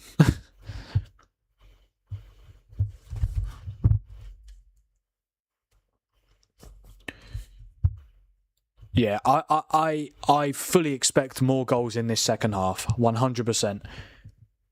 There's got to be. Bayern have to go for it. They absolutely have to go for it.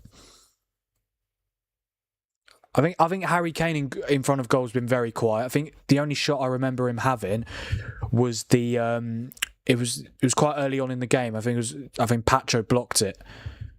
Kane went for that. You know, I think, does anyone remember that shot that he scored against Atalanta where it like curved like that on the outside of his right foot, curved into the bottom left? I think he was trying something like that, but Pacho blocked it.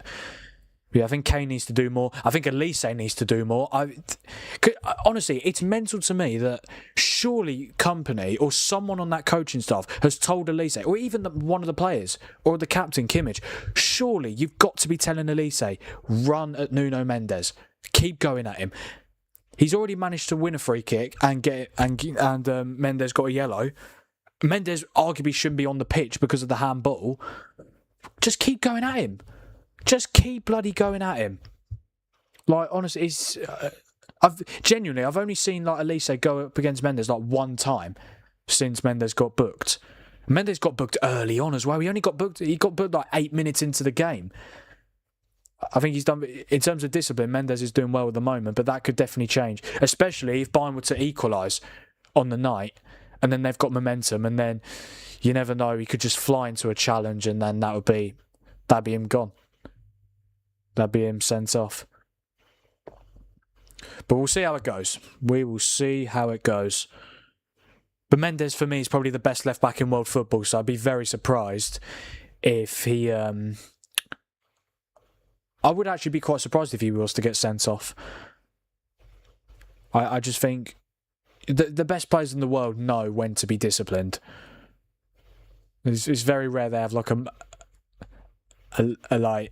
moment where they just completely fly into a tackle, don't end up getting the ball and then getting sent off and costing your team. I think Mendes... I mean, genuinely, I am going to be interested. Will Mendes come off? Is there a chance of him getting subbed off? I know he's done quite well since he got the booking, but there is always that risk. Is it better to run the risk or just play it safe and take him off? Who would come on though? Probably be like Lucas Hernandez, I imagine. I must say Mendes made an amazing block to deny Elise. That was a really good chance. I think Musiala's got to do better here. He goes for the shot on his left foot. I really think he should be going for the top right. Or the far right corner, not left. Oh, that was such a good save from Neuer to deny João Neves. Really good save. Yeah, the Allianz Arena is an amazing stadium, isn't it? Just looking at they're just showing the outside of it. Looks unbelievable. Wonder if there'll be any half-time changes. The second half is about to get underway. Massive 45 minutes in this Champions League semi-final. Bayern Munich 0, PSG 1. PSG 6-4 up on aggregate. And 45 minutes away from booking their place in Budapest on the 30th of May against Arsenal in the Champions League final. Looking to go back-to-back, of course. And obviously, before last season, they had never won the Champions League before. They've been to the final once, lost to Bayern Munich. Yeah. Yeah, incredible. Yeah, Bayern are the team that beat PSG in PSG's first Champions League final. Kingsley Coman with the goal. And Coman used to play for PSG as well. Obviously, he's now in Saudi, Al Nassr with Ronaldo. Coman's quite young as well. He's not. What is he, like 29? I just find it crazy that players go to Saudi. If you're going to Saudi Arabia before you're 30, I just find it really silly. I don't mind if you're like 34 or 35, last few years of your career, you just want to earn a lot of cash. I totally understand it.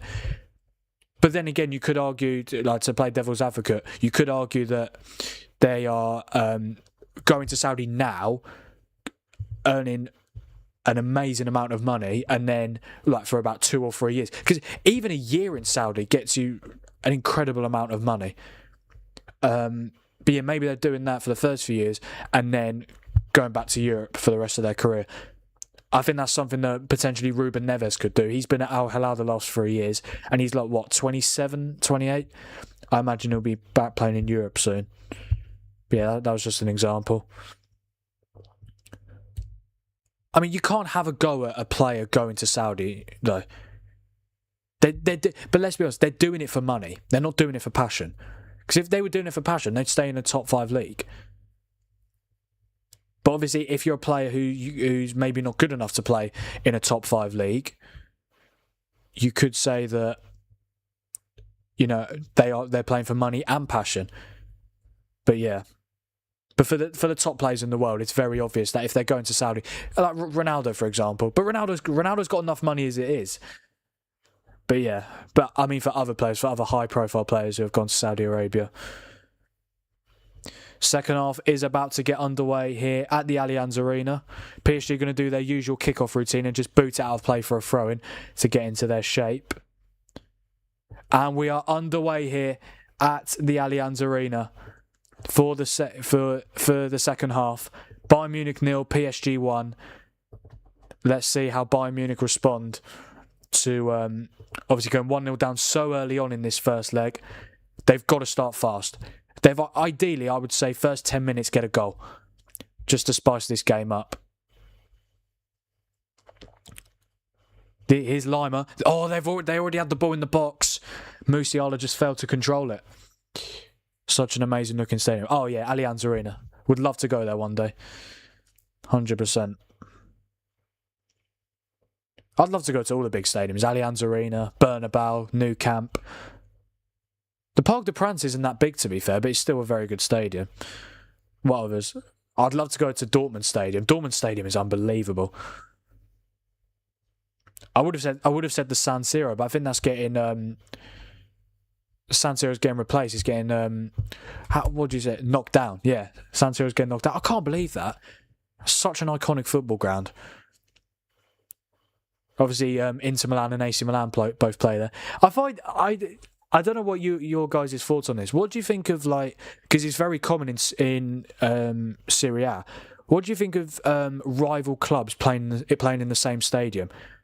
Could you imagine Man United and Man City sharing a stadium? But Inter Milan and AC Milan do it. I just don't think it makes sense. There must be a reason for it. Yeah, there must be a reason for it. And I think Roma and Lazio do it as well, the Stadio Olimpico. I just don't think it makes any sense. Could you imagine Arsenal and Tottenham sharing a ground? Newcastle and Sunderland, Aston Villa, Birmingham, West Ham, Millwall. Like it just wouldn't be right. It's good that they've all got brilliant stadiums, but in Italy, I mean, not every team does. Like Napoli have got their own stadium, Juventus have got their own stadium, Atalanta have got their own stadium, but like, I think Kane accidentally caught Mendes in the head there. It was a high boot. But yeah, it's not right for me.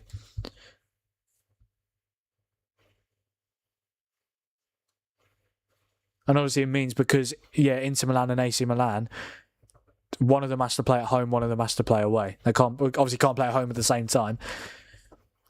Obviously, share a ground. I wonder what stadium they're going to be moving into then, because obviously San Siro is getting knocked down. I don't know when it is. I think it's like a year 2028 or 2029. I actually can't remember, to be honest. It might be next year, actually. I'm not too sure. It's in the near future. That's all I'm going to say.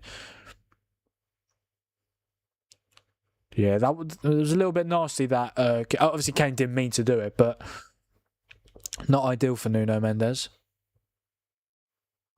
Hi. Oh, hello, Del, mate. PSG got 53% of the vote. 19 people have voted. To be fair, there's not really much Kane could do, to be honest. He wins the ball and he can't get his foot down in time. Yeah, Mendes has got... What's that white thing on his hair? It's not from Kane's boot, is it? No, I think it might be spray or something. I'm not actually too sure. But yeah, there's Bastian Schweinsteiger.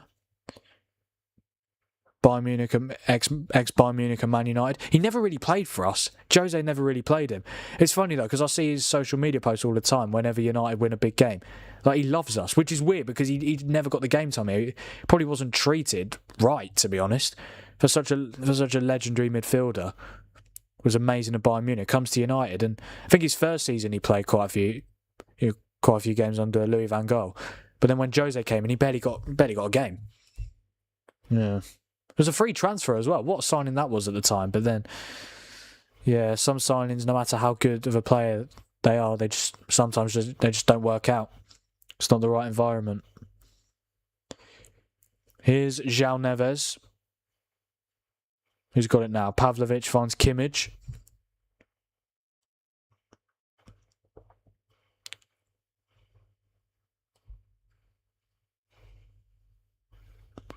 It's funny, PSG do not have a good record at this stadium as well. So I think the fact they're winning and the fact they took the lead so early on is very impressive. I think PSG have lost the most... What is the stat? I wrote it down earlier. I want to try and remember it. What is the stat? But yeah, PSG have lost more away games at the Allianz Arena than at any other venue in Champions League history. That's crazy. Yeah, PSG have lost... So out of all the venues that PSG have played in the Champions League, the stadium they've lost at the most is the Allianz Arena. Oh, here we go. The arrangement goes back to the early 20th century. AC Milan originally built the stadium in 1926. Inter Milan moved in later in 1947. The stadium is officially named Stadio Giuseppe Meazza. Oh, so it's not actually called the San... Well, no, it is called the San Siro, but it's not the actual official name. So AC Milan built it and then Inter moved in 20 years later. But they still must have been rivals at the time. But I suppose maybe... Is this something to do with the war? I don't know. Because obviously that was 2 years after World War II. I don't know if there was any logic behind that, but yeah, maybe that's a reason why. But again, football rivalry goes back ages, like absolutely ages. Because sometimes it doesn't stem from football. Like for example, Newcastle and Sunderland's rivalry didn't stem from football. It obviously became a massive rivalry in football, one of the biggest rivalries in English football. But yeah, 1926. So wait, so the San Siro is only 100 years old. Why are they knocking it down? I really don't get it. I always have the feeling that you should never move grounds unless you have to, unless you've got like no choice. Now, for example, hang on, here's a chance maybe for Bayern. Is Diaz now to Stanisic, finds Harry Kane, who's in a decent position if he can get a shot off, but the shot is blocked. But yeah, the San Siro is such an iconic stadium. I'm really surprised they're knocking it down. And for example, like other teams, like why did West Ham leave Upton Park? Why did Tottenham leave White Hart Lane? Why did Everton leave Goodison Park? And don't get me wrong, Tottenham Stadium is brilliant, Everton Stadium is brilliant, West Ham Stadium is big, but a lot of their fans don't like it, purely because when you're at the London Stadium, you're just so far away from the pitch. Like the pitch is down here, like the seats are all the way up there. Like you just... Normally, when you go into a game, you want to be as close to the pitch as possible. Obviously to try and create an atmosphere as well, but you don't really get that at the London Stadium. But the Bowling Ground was or Upton Park, whatever you want to call it, such an iconic English ground. Foul from Diaz on Mendes. Oh no, sorry, Marquinhos. I feel like as time ticks on, it's looking very likely for PSG. After the legendary Italian player played for both clubs, though AC Milan fans usually still call it the San Siro, they continue sharing it mainly because building and maintaining a huge stadium. That's fair enough then. I don't know if that's... Is that the same reason for Roma and Lazio then? Because they've got a rivalry as well. And they also share a ground, the Stadio Olimpico. After the legendary Italian player played for both clubs. That's fair enough then. I can understand why. I still don't think... Oh, brilliant. Again, Harry Kane holding the ball up there amazingly. Is that a foul on Kane? It is a foul on Kane from Marquinhos. He's gone down clutching his face. In central Milan is extremely expensive. The stadium is iconic and historically tied to both clubs. Italy has a long tradition of... how do you say? I've heard of that word, but Municipally owned stadiums shared by multiple teams. I mean, if that's their tradition, that's ultimately their tradition. But could you imagine that happening in England? Bloody Man United and Liverpool, or Man United and Man City sharing a ground. Like it's not right. It doesn't sound right. Yeah. I think it's amazing that obviously the best clubs in the world have their own stadium. This could be a chance. Pavlovic. Oh my bloody God. What was that from Pavlovic?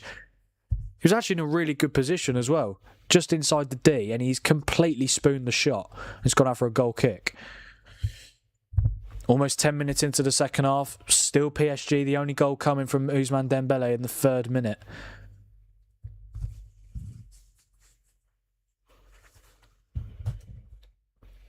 I must say, I think Safonov, I mean, obviously Donnarumma leaving was such a surprise to me.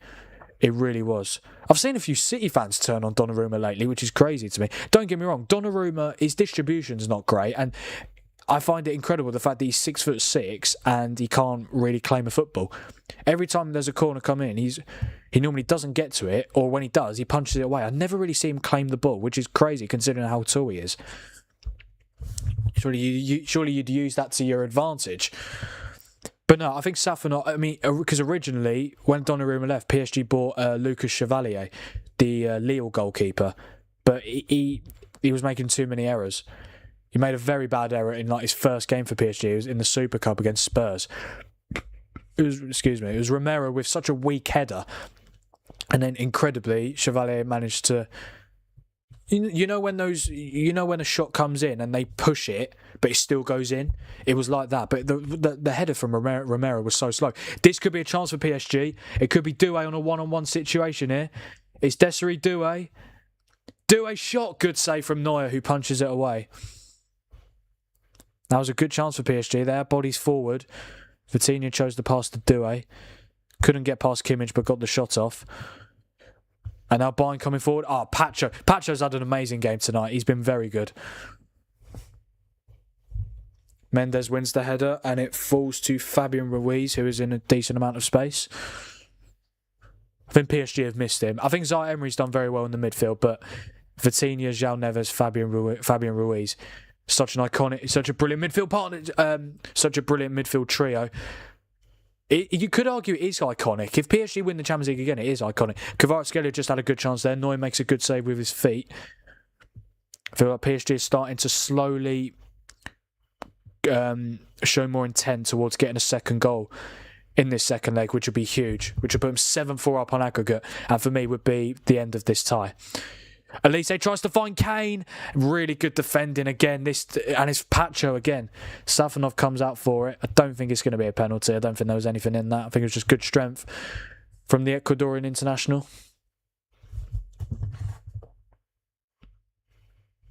We're up to 278 subscribers now. Again, I think 280 is very possible. Again, no pressure on you guys, but I do think it is possible. But also, don't forget to like the stream if you're enjoying it, and subscribe to the channel, of course. And also turn notifications on so that you never miss a future upload or a future stream. I uploaded a video earlier. It was my Premier League Game Week 35 review. I reviewed five of the best games of the weekend. Chance here, maybe? Yeah, games like Man United, Liverpool, Everton, Man City, and Aston Villa, Spurs. So if you want to check that out, it is my most recent YouTube video. My next video will be my Champions League semi-final review of the second leg. I'll briefly talk about the first leg as well. I'll talk about the tie, or both ties, but yeah. But yeah, looking forward to that. Either will record it tonight or some point tomorrow. But it will be out tomorrow, definitely. So keep your eyes peeled. That's why it's important to turn notifications on so that you never miss anything on my channel. Here's Neuer. I wonder when Neuer's going to retire. I don't think he needs to, because I still think he's a very capable goalkeeper. Is he as good as he used to be? No, but that's normal with goalkeepers. But goalkeepers can play for so long. So I don't see any reason why he'd want to retire. Elise's really struggled tonight, I must say. The fact that Nuno Mendes has been on a yellow since the 7th minute, and he's never, again, apart from the handball, but I mean, like, in terms of the one-on-one with Elise's barely troubled him all night. But here's Diaz up against Zaire Emery, who's obviously not a natural right back. Diaz tries to find Musiala, but PSG once again. PSG are very good defensively. That's what I mean. I would definitely trust PSG more in the Champions League final to beat Arsenal than I would Bayern Munich. I think Bayern could definitely beat them, but I just think, obviously, I don't really want to see Arsenal winning this. So I would much rather it would be PSG, because every time it's a Champions League game, they always just seem to turn, to just go for. Because obviously in Ligue 1, they're not amazing in Ligue 1. Because really, they should be winning Ligue 1 by... the ball's hit the referee and the game stopped, for God's sake. Bloody ref. This ref has been... Company is not happy whatsoever. But obviously that stems from the handballs, the 2 handball incidents in the first half. The ref's just sabotaging Bayern, isn't he? Oh, that's good from Musiala. I don't know if he's kept it in, though. He did keep it in, but... No, he didn't keep it in. But why are you taking so long to make that decision? Did he keep it in, or was it... I think he stayed in, to be honest with you. It didn't come to anything anyway, but I do think it just about stayed in.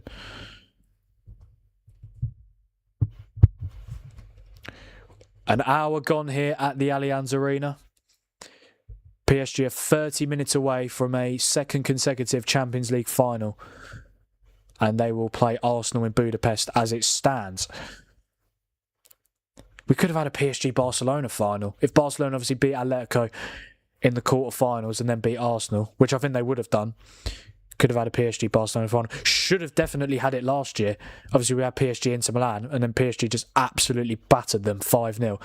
And funnily enough, that was Inter Milan manager Simone Inzaghi's last game in charge before he joined Al Hilal in Saudi. I mean, Inter Milan, they won the Scudetto again. Won the Serie A title for the second season in a row. It's weird because they're good in the league, but in the well, it sounds ridiculous to say considering 2 of the last 4 seasons they've been in Champions League finals, including this one. But they got battered. They got absolutely battered in that final last year. I don't think it'll be the same story with PSG Arsenal, but I would expect PSG to win. But it's not done just yet. Bayern with another shot, this time from Stanisic, but a very comfortable save for Matvei Safonov to make. Oh, what a brilliant turn! What a brilliant roulette turn that was. Is that what you call it, a roulette? I'm not too sure. But yeah, brilliant from Pavlovic. When it comes to nothing, here is Warren Zaire-Emery. Oh, no, Warren Zaire-Emery, yeah. I was going to say, because he's playing as the right back for this game. Bayern and PSG are preparing their first changes of this semi-final. Alphonso, I thought Davis was injured, because he came off at half-time in the first leg. But no, he's obviously fit enough to come on for the last half an hour. And Bradley Barcola is getting ready for PSG. If I had to guess, I think it'll be Alphonso Davies for Josip Stanisic. Oh, brilliant. That is brilliant from Zaire-Emery, who's just nutmegged Stanisic, funnily enough. No, he hasn't. It's Pavlovic. Bloody hell, I keep getting the names confused. But Pavlovic, Stanisic, yeah, it's like... So yeah, I imagine it'll be Davies for Stanisic, and I think it'll be Barcola for Doué. Yeah, so it'll be a Barcola, Kvaratskhelia, Dembele front three. But I might be wrong. We'll have to wait and see. We'll see very shortly. Kvaratskhelia tries to find Dembele but can't. Bayern really need to score sooner rather than later because they need 2. But the longer they wait, the more difficult it's going to be.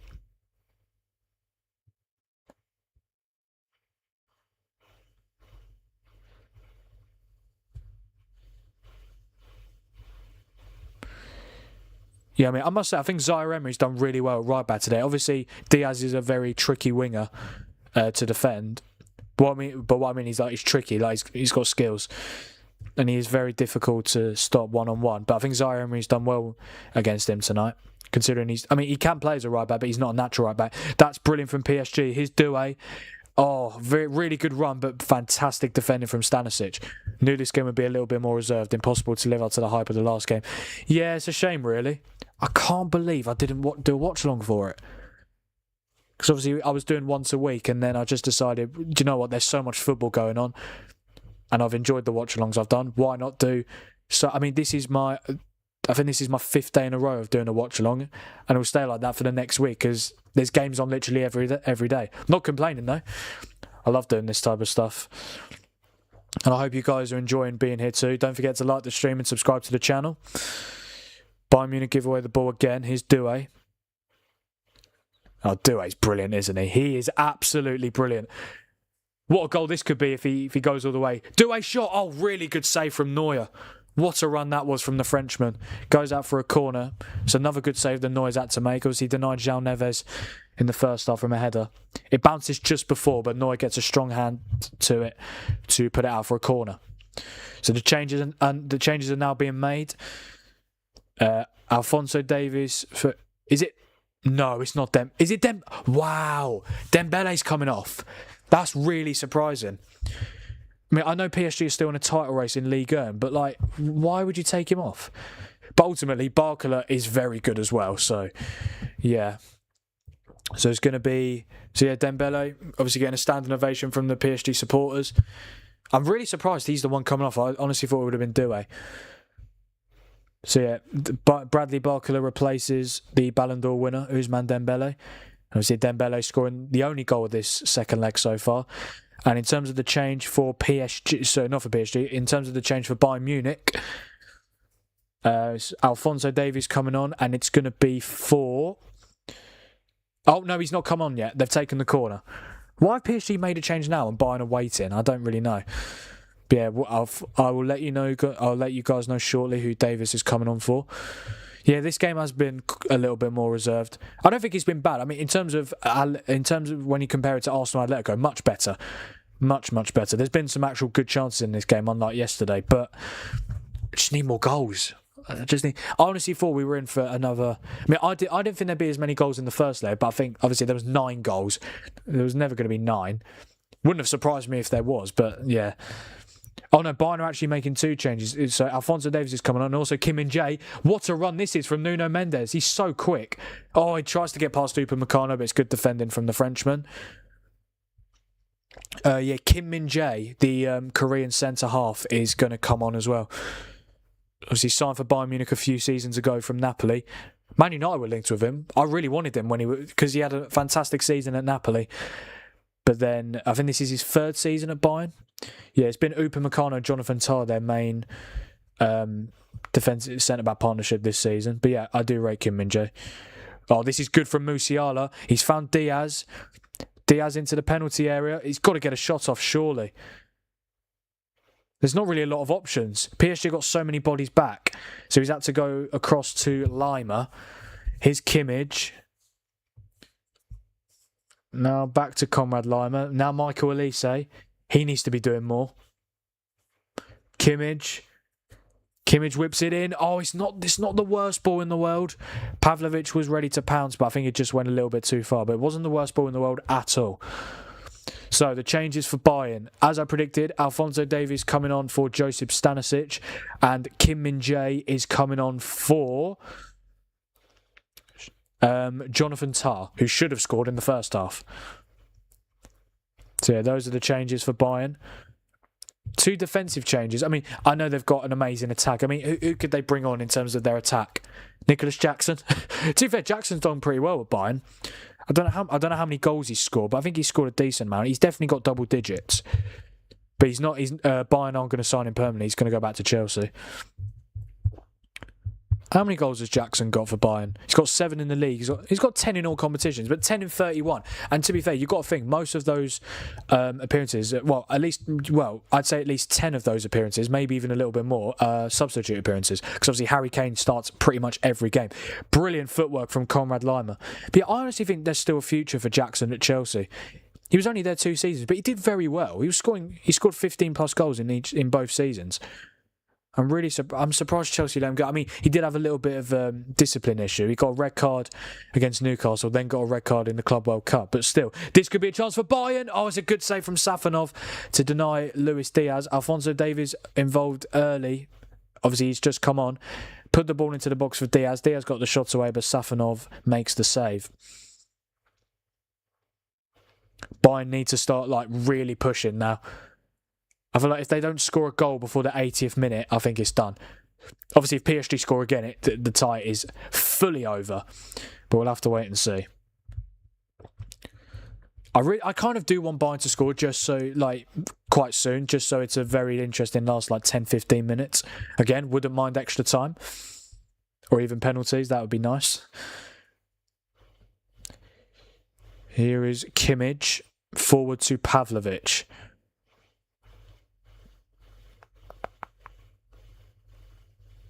Again, it's all well and good keeping the ball, but you've got to do something with it. Right, here's Elise. He's got to go at Mendes. Mendes is on a yellow. It's Elise. It's Elise. It's another... It's just... there's no power on the shots from Bayern.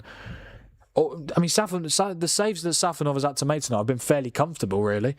There's been a couple where he's had to parry out, but, like, he was never going to get beat from there. Yeah, Diaz controls it well, gets the shots away on the volley, but it was never going to be Safanov with that power, really. Barcola almost getting past Davis, but it's good defending. Yeah, I think Alphonso Davies is brilliant. He's just so injury prone. If he wasn't injury prone, he'd arguably be the best left back in the world. He'd certainly be up there with Nuno Mendes, who for me is the best left back in the world. But yeah, it's just injuries. I remember that season he had 1920, I think it was, the season where Bayern beat Barcelona 8-2. He was unbelievable. But like, he's just so injury prone. It's a shame. He has been obviously being injury prone, it's not ideal, but like it's not.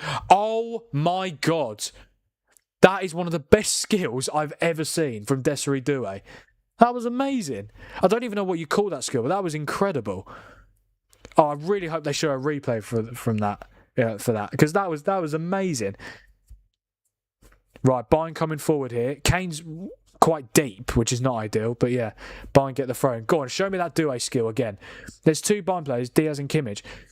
He keeps it in. He keeps it in and then flicks it past both of them. But the pass into the box wasn't great. But that skill was outrageous. That was amazing. 20 minutes left at the Allianz Arena. It is still Bayern Munich 0, PSG 1. PSG looking good for the final, but a lot can change in 20 minutes.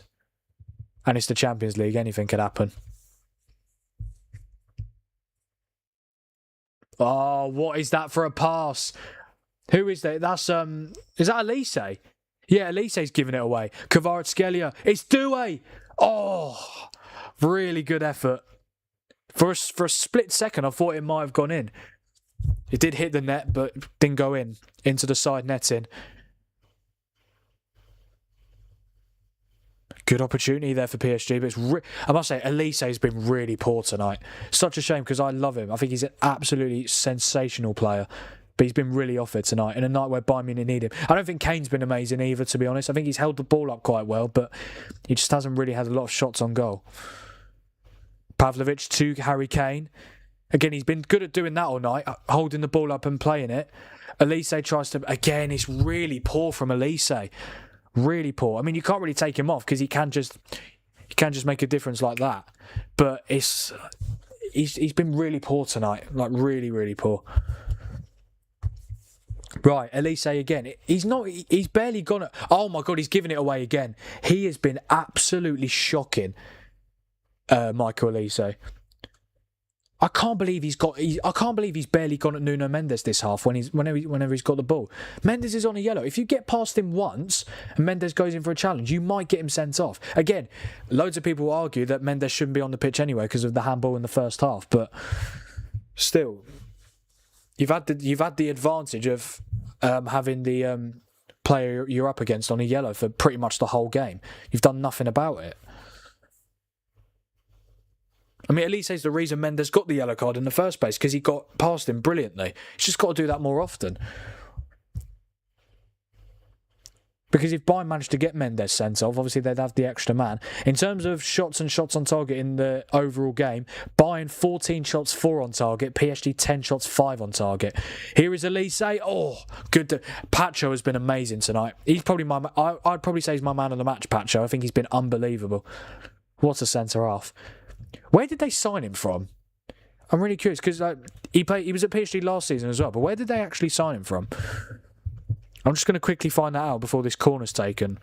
William Pacho, yes. Oh, hang on. Corner comes in, Safanov punches it away, and it's going to be a throw-in. Oh, they got him from Frankfurt. Yeah, he was at Frankfurt, and then before that, Royal Antwerp. Nice. Oh, yeah, of course, yeah. I remember seeing that. They was at Frankfurt. Just wanted to make sure that I actually knew. Because I did know, but I just forgot. Don't forget, guys, to like the stream and subscribe to the channel. I don't know how close we are to 280, but still, we've got a very good amount of subscribers this stream, so I really do appreciate all of you guys. The support has been brilliant. It's going to be a throw in here for PSG. Just over 15 minutes left. I feel like as time goes on, it's just, oh, that was brilliant from Barcola. That was superb. And then Davies clears the danger away. Yeah, it's not ideal, is it? Bayern fans not too happy in the crowd. I'm still supporting their team as always. It seems like it's a brilliant atmosphere at the Allianz Arena tonight. But ultimately, the players on the pitch just aren't living up to the expectation that we had of them. I mean, a lot of people thought Bayern were going through tonight, but I really think they've struggled. That is why I would definitely feel more like I would have much more trust in PSG going through tonight to beat Arsenal. Because obviously I don't want Arsenal winning it, do I? Here's Doué. Kvaratskhelia, got to get the shot off. Surely he does. It falls to Doué. Desiree Doué, nice footwork. Got to get the shot off. He does. Oh, it's just wide. That would have been tie over. Good effort from Doué again, but goes just wide of Neuer's left post. Or right post, yeah. Well, from Neuer's angle, it was left post, but yeah. PSG are making 2 changes here.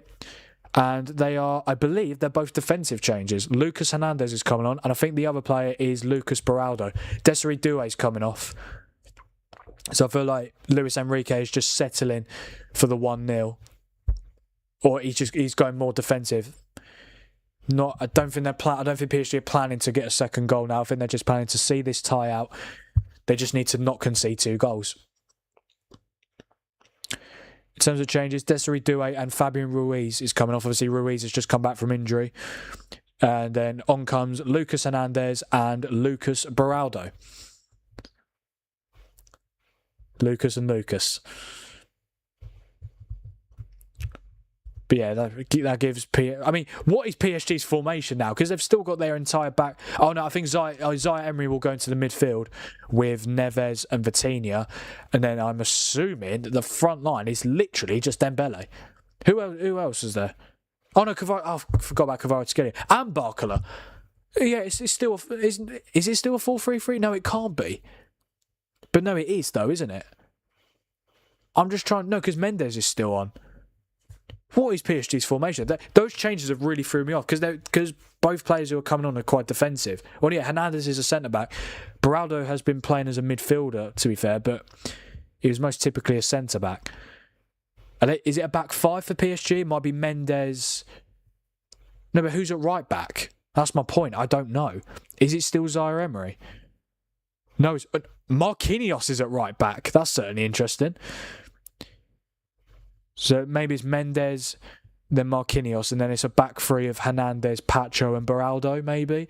And then Vitinha, João Neves and Zaya Emery, and then front 2 of Dembele and Kvaratskhelia. No, it's not. Honestly, I'm bugging. I really am. I don't know what their formation is. I keep forgetting. So they've got the front 3 of Dembele, Kvaratskhelia and Barcola. Yeah. Then they've got Vitinha, João Neves and Zaya Emery. But then they've got Beraldo. Oh, that's a foul, surely. Is that not a foul? Oh, he's given PSG the free kick. And Diaz has been booked. So PSG got Lucas Hernandez, Lucas Beraldo, Pacho, Marquinhos, Nuno Mendes. Yeah. Vitinha, they don't have 12 players on the pitch, do they? They can't have. Because Doué went off. Yeah, Dembele went off. So still their back 4. So they've got Safanov, Mendes, Pacho, Marquinhos, Zaya Emery. But then so I'm assuming Zaya Emery. Let's say Zaya Emery's in the midfield now with Vitinha and Neves. But then you've got Beraldo and Hernandez. But then you've also got your front 3. It's confusing me. Barcola, yeah, they've still got no because Dembele's come off. Bloody hell, Frank. Seriously. Been working it out for like the last 3 minutes of what formation PSG are playing, and then I've just completely forgot that they've got 2 attackers on the pitch. It's Kvaratskhelia. That should have been it. How has he missed? He barely got the shot off. Right, Kvaratskhelia and Barcola, I assume it's a front two. And then they've got Neves, Vitinha, Zaire Emery. Then I'm assuming it's a back five of Mendes, left back or left wing back, Marquinhos right back or right wing back because he was defending on the right hand side. And then it's Beraldo, Hernandez and Pacho, Beraldo, Hernandez. It's something like that. Look, you'll have to ask Luis Enrique what formation he's playing, but I think that's what... I think it's now a back five for PSG. But I don't blame them, to be honest. I don't blame them. They're 2 goals up in this tie. They don't have any reason to go and get another goal. Because ultimately Bayern have not really done enough. They've had shots, they've had chances. But like, it's, I don't know.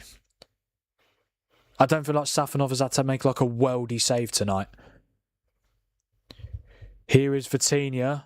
Should be looking to cross it in. He does. It's not the best cross. It goes all the way to the other side of the pitch to Kvaratskhelia. Kvaratskhelia, is he going to whip it in? He's put it in, and it's going to be another PSG corner. They look like a goal kick to me, but the linesman's given the corner.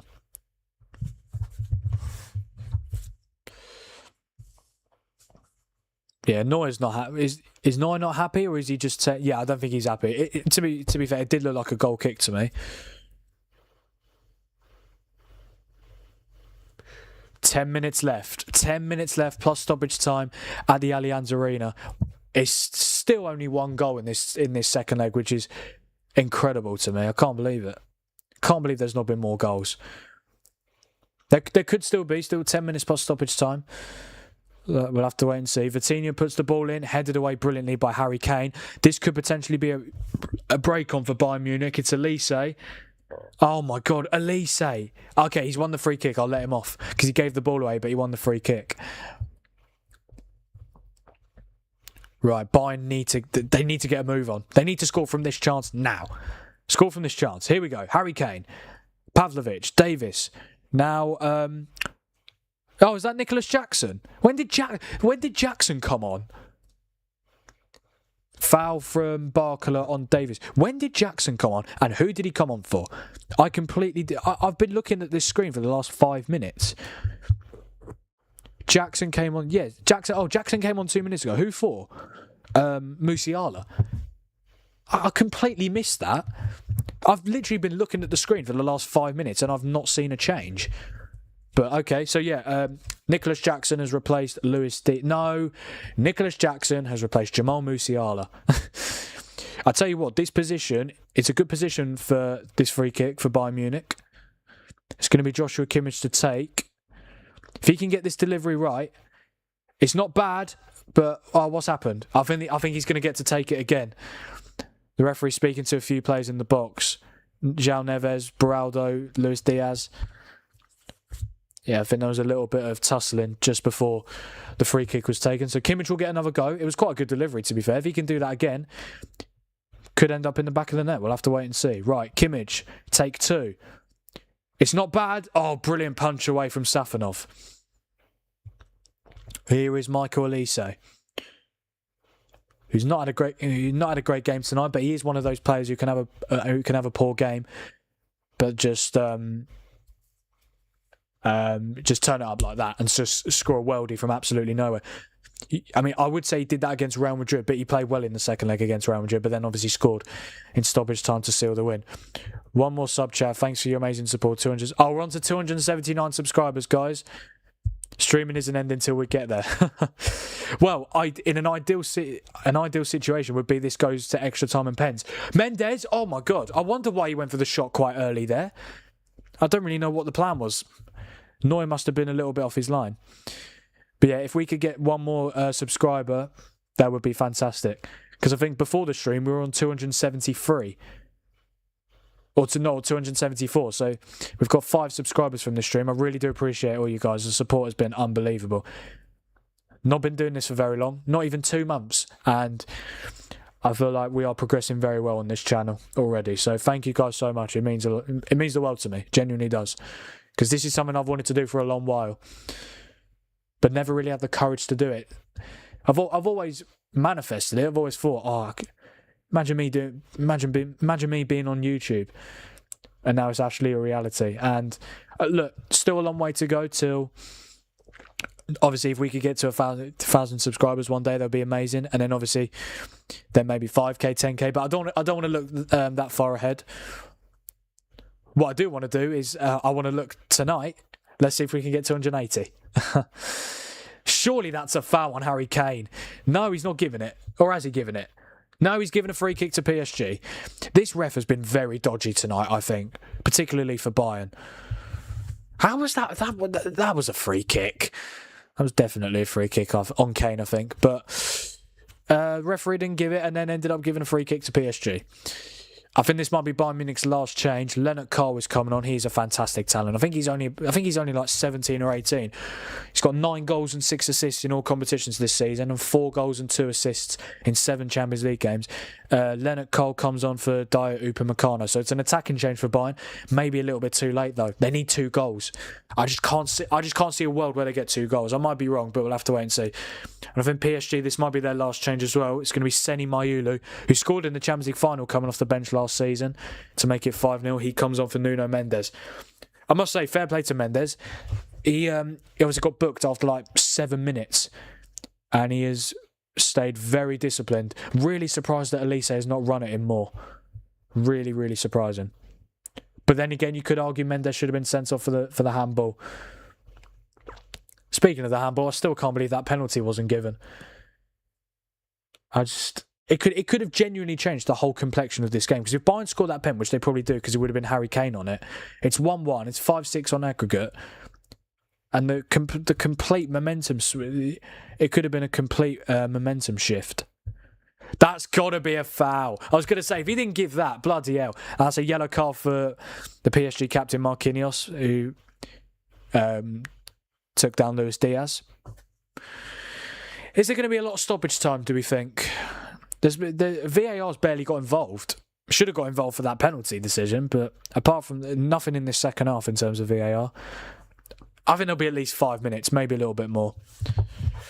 Why don't we put the lights on? I actually forgot to put the lights on at half time. There we go, lovely jubbly.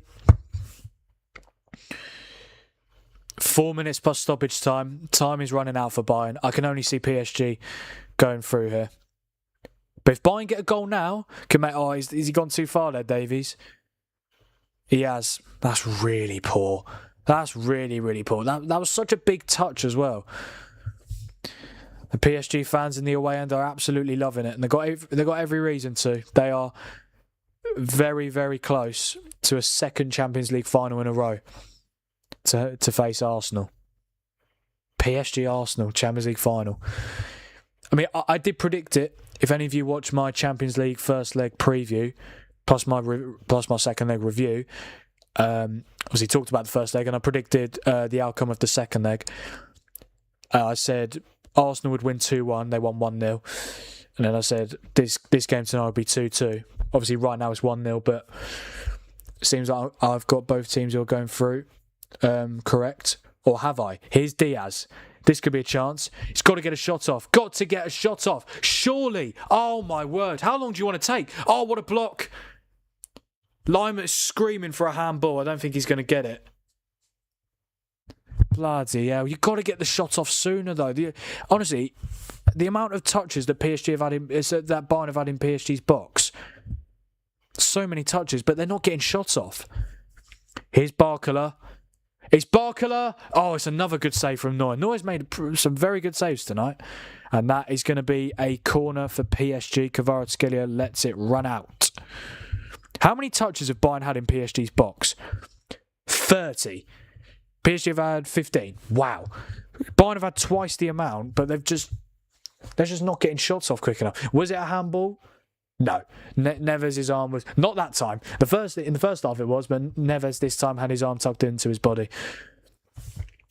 Once again, there are Bayern Munich fans chucking things on the pitch, this time water bottles. At least it's not a German sausage like the first half. That was quite funny. Here's Zaire Emery. I mean, PSG just need to slow the game down at this point. Just don't let Bayern get the ball. Here is Vitinha. Vitinha, that is incredible. If this leads to a goal, Barcola, what an awful touch. That was so good from Vitinha, though. There was 3 players around him, and he managed to find... who was it? Was it Kvaratskhelia? It might have been. Right, here's Elise. Not been his best night at all, but can he conjure up something here? It's just not the best ball, is it? Can Barkler control it? Not really. Bayern win it back. They need to be quick. They need to just, get the balls into the channels. Here's Jackson now on this right-hand side. See, this is what I mean. They're having... Oh, it's not the worst, but that's been Bayern's problem. They've had so many touches in PSG's box. They've done nothing with it. I can't think of an actual... Can anyone tell me if... I might be wrong, but I don't think Safanov has had to make like a good save. I think the saves that Safanov has made tonight, I would expect a goalkeeper who is playing for PSG to make. I'm just trying to think of it. I mean, Bayern have had good chances, like Jonathan Tah in the first half. The Mendes block from Elise's shot. Yeah. 30 seconds until stoppage time. I can't imagine there'll be too many. Obviously, Bayern need 2 goals, but I don't think they're going to get lucky in terms of how long is left. I might be wrong, but we'll have to wait and see. I think there'll be, at most, 6 minutes, but I don't think that's not going to be enough. I keep saying, if they score now from this attack, but yeah, no. There's 2 balls on the pitch again. Brilliant. I think Kvaratskhelia got booked for that in the first half. Yeah, okay. We are into stoppage time now. 5 added minutes. I don't think... Well, you never know, but I think it's incredibly, incredibly unlikely that Bayern will be getting anything. I don't even think they'll score. They need 2 goals. It's not going to happen. I honestly can't believe there's only been 1 goal this game. I'm genuinely stunned. First goal of this tie, or not in this tie, sorry, this was 9 in the bloody first leg. First goal of this second leg coming in the 3rd minute, 2.5 minutes in to be more precise. And you're thinking, it's going to be a goal fest. But no. But this is Diaz. He's got to get a shot off, surely. Again, that's been their problem. Like Diaz is... Oh, hang on. Jackson and Safanov claims. Honestly, the amount of time... Bayern have done well to get into PSG's box, but they're not... Diaz, shoot. You need goals. You need 2 to take it to extra time. And he's not bloody shooting. Safanov just plays a long ball over, and it almost fell to Barkler, but Kim Min-jae deals with it. Here's Kimmich. And now Neuer has it. But it shouldn't be Neuer who has it. You need to get the ball up to your attackers. Here's Leonard Cole. Elise again gives it away. He has had such a poor night. For such a good player he has had a really poor night tonight, Michael Elise, in my opinion. I'm interested to see what his rating is for this game. Here is... Luis Diaz again, running against Zaire Emery.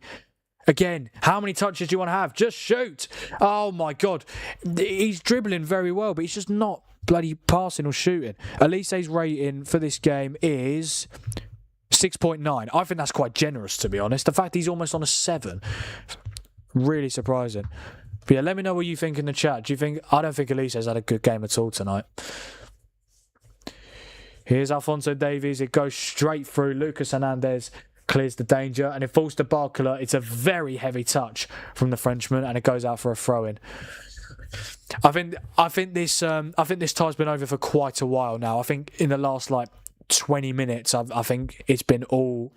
Well, I wouldn't say it's been all PSG, but PSG have had control. This is not a bad run though, Leonard Cole. But again, they're not getting shots off.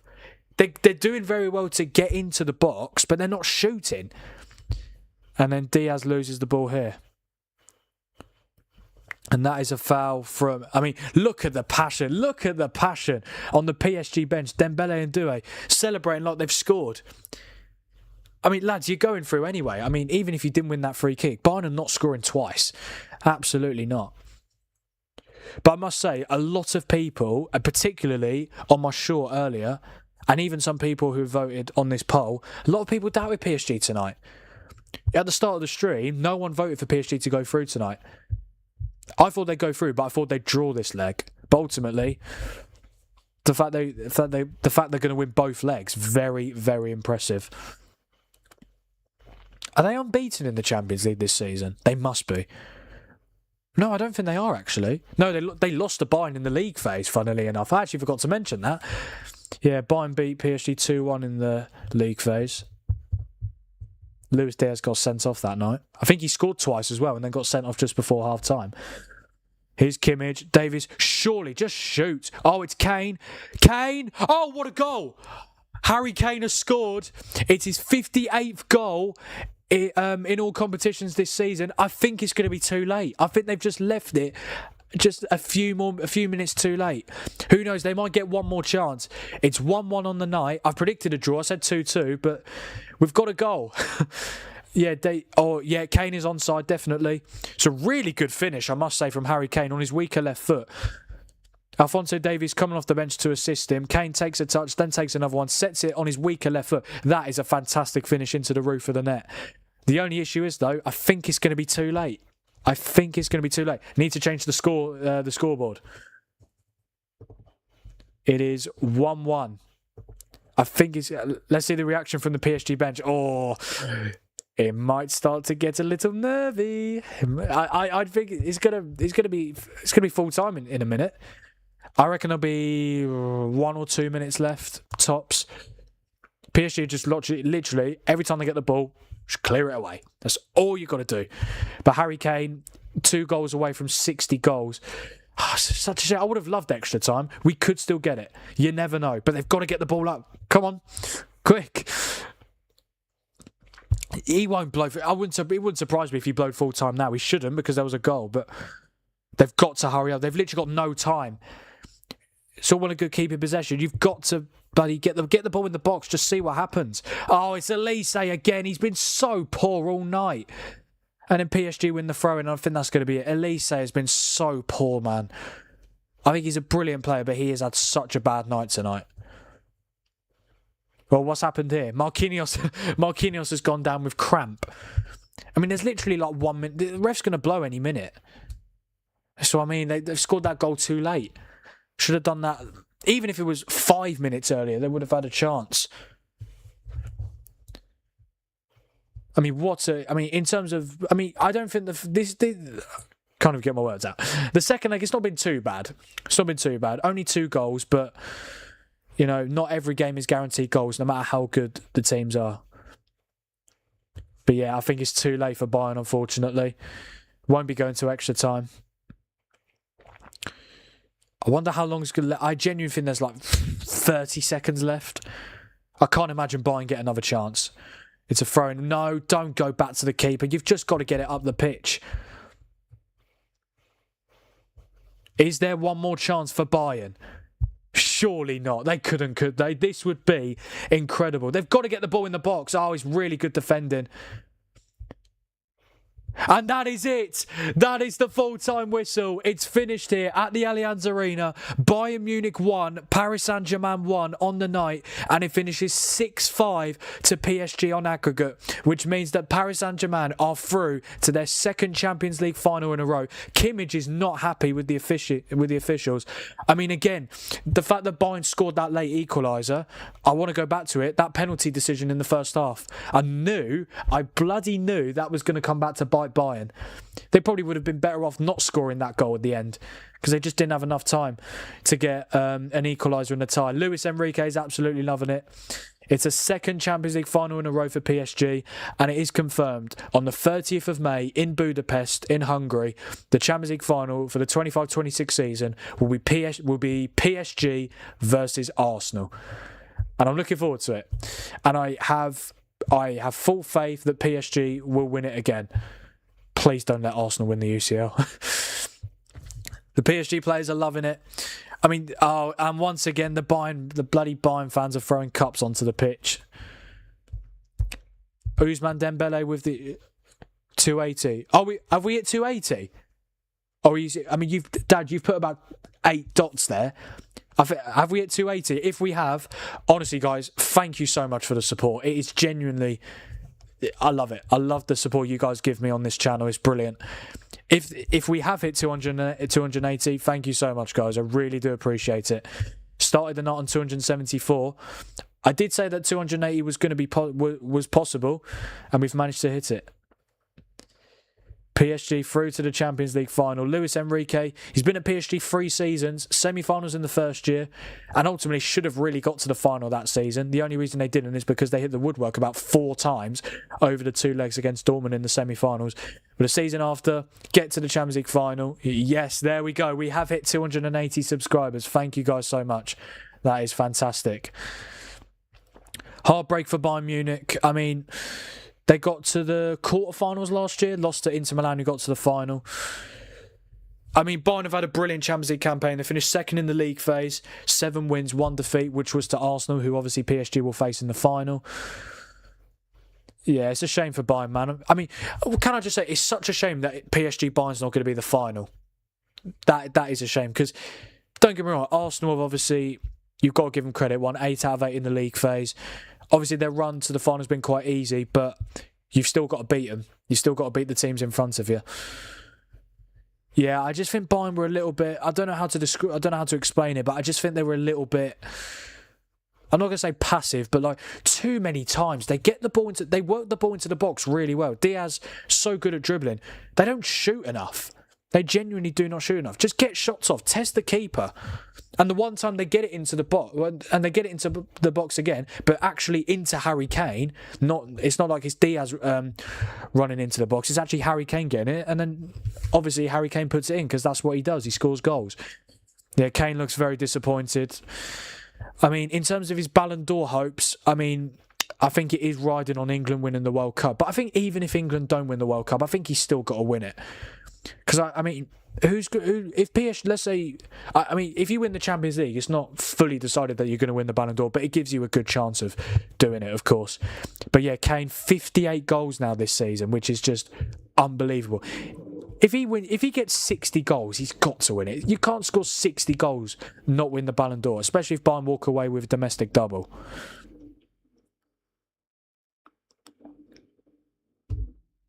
I mean, honestly, it's... Yeah, I mean, I must say, fair play to the Bayern fans.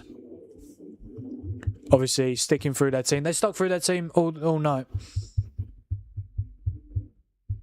Yeah, that... Fair play to the Bayern fans. I mean, obviously, it's very sad for them. Could have easily got to the Champions League final. I think they could have done a little bit more tonight, but ultimately, PSG are just very good. They're just a very, very good side. I think Bayern would have definitely rather have played Arsenal or Atletico. Do you know what's funny? When they did the Champions League draw for the last 16, there was a chance that Bayern could have had Arsenal's run and Arsenal could have had Bayern's run. Because obviously, what they do for the 8 teams that finish in the top 8, they split first and second, third and fourth, fifth and sixth, seventh and eighth. First and second... First will get this side of the draw, the second will get this side of the draw. So Arsenal could have had Bayern's run, which was what? Atalanta, Real Madrid and PSG. And Bayern could have had Leverkusen, Sporting and Atletico Madrid, which obviously they would have preferred, definitely.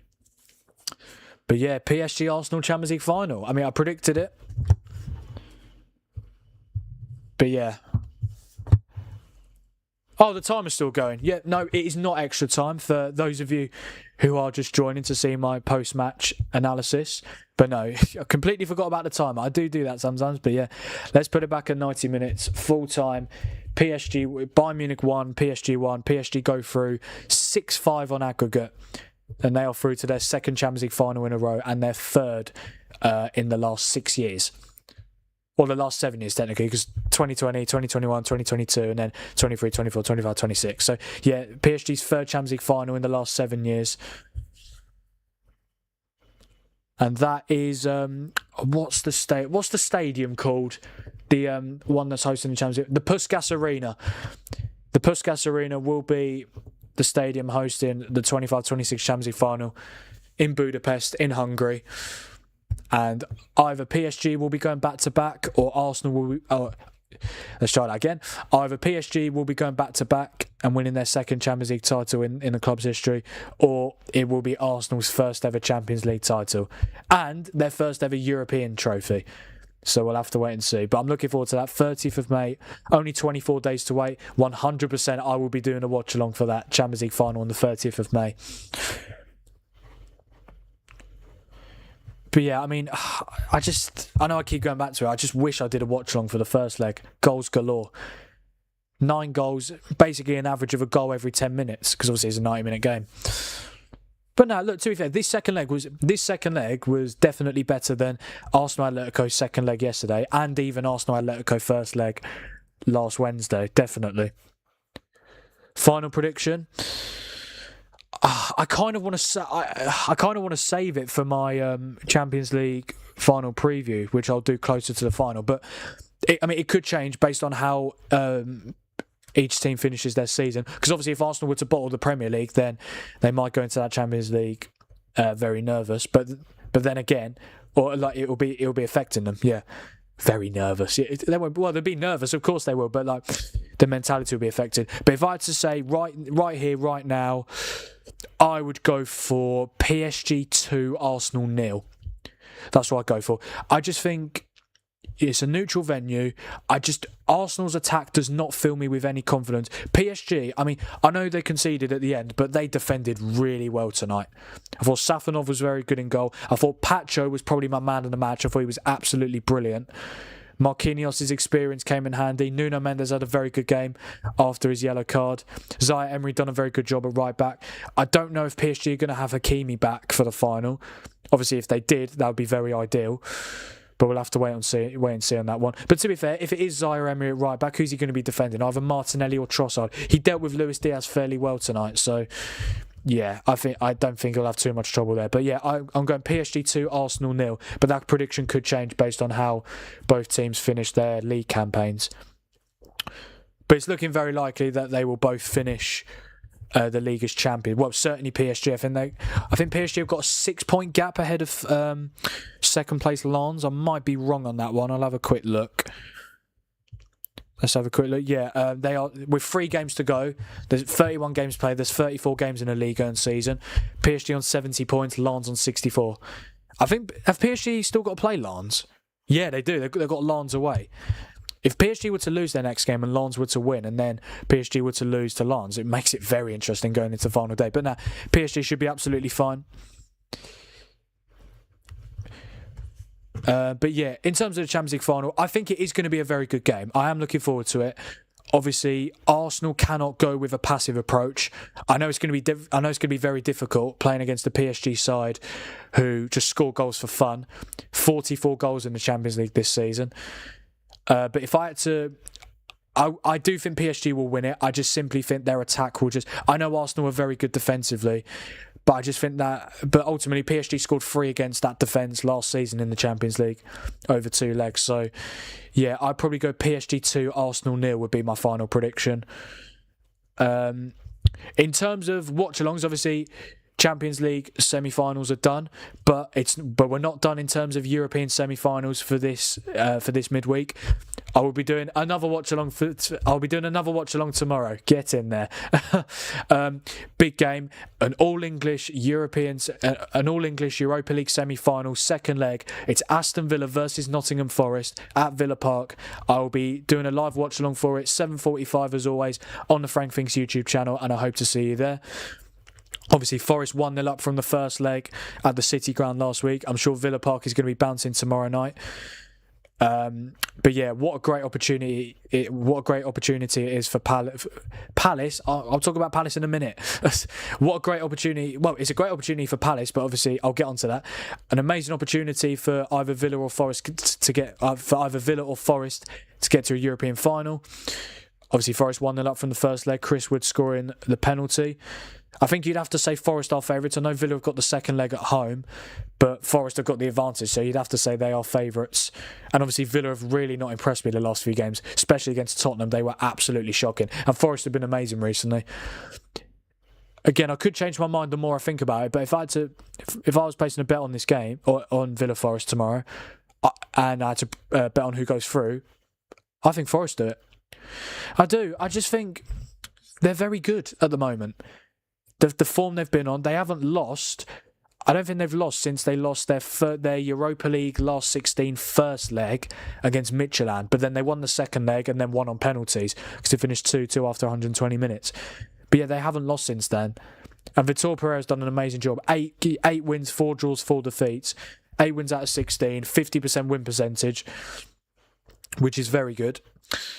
Do you know what's funny? I think this would be mental.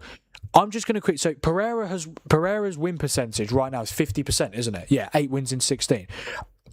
What are the? Because obviously Forest have had 4 managers this season. What are the Forest managers this season's win percentages? Right, Pereira is 50%.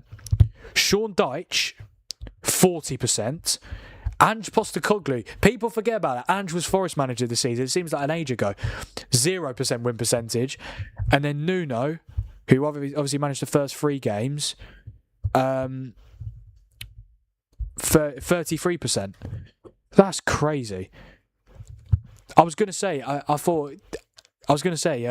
if you can, Pereira has a higher win percentage than the other 3 Forest managers this season combined, but it's not true because obviously Dyche got 40%, Nuno 33%. But that's Pereira's got a higher win percentage than both Dyche and Nuno. But obviously Nuno only managed 3 games at the start of the season, and obviously last season and for half of the season before did an amazing job at Forest. Obviously looking to keep West Ham up. But yeah, Vitor Pereira's massively proved me wrong. I just when the news broke out that he was going to be appointed, I just didn't think it made sense. I thought you're better off keeping Dyche. I thought Dyche did quite well. He had a 40% win percentage. It's not even that bad. I mean, Pereira's 50%, which is good, but it's only 10% more than Dyche. But obviously Dyche has managed more games as well.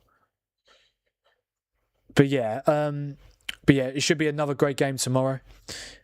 And then I can even tell you about a couple more watch-alongs coming up. Why not for the rest of this week? So obviously tomorrow, Villa Forest. On Friday, a bit of a different one. Well, is it a bit of a different one?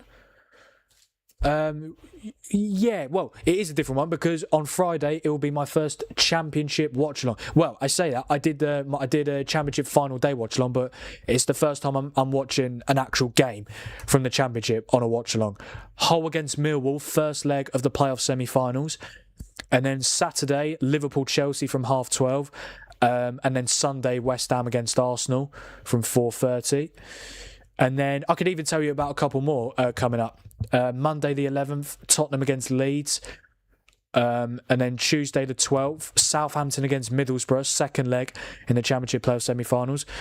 And then Wednesday the 13th of May, so next Wednesday, Man City against Crystal Palace. One of Man City's, well, it is Man City's games in hand. It is Man City's game in hand in this Premier League title race. So so I will be doing watch-alongs for the next week. So I hope you won't get too bored of me. But no, I'm looking forward to it. Another week of watch-alongs coming up. The next time I won't be doing a watch-along will be the 14th of May. Unless, I did check earlier, 14th of May, Bradford against Bolton, anyone? Does anyone fancy a League One watch-along? Bradford Bolton. To be fair, Bradford Bolton, I mean, 2 big clubs in English football. I wouldn't mind, but I know about League One a little bit, but yeah, I'm not 100% sure I'll do a watch-along for that.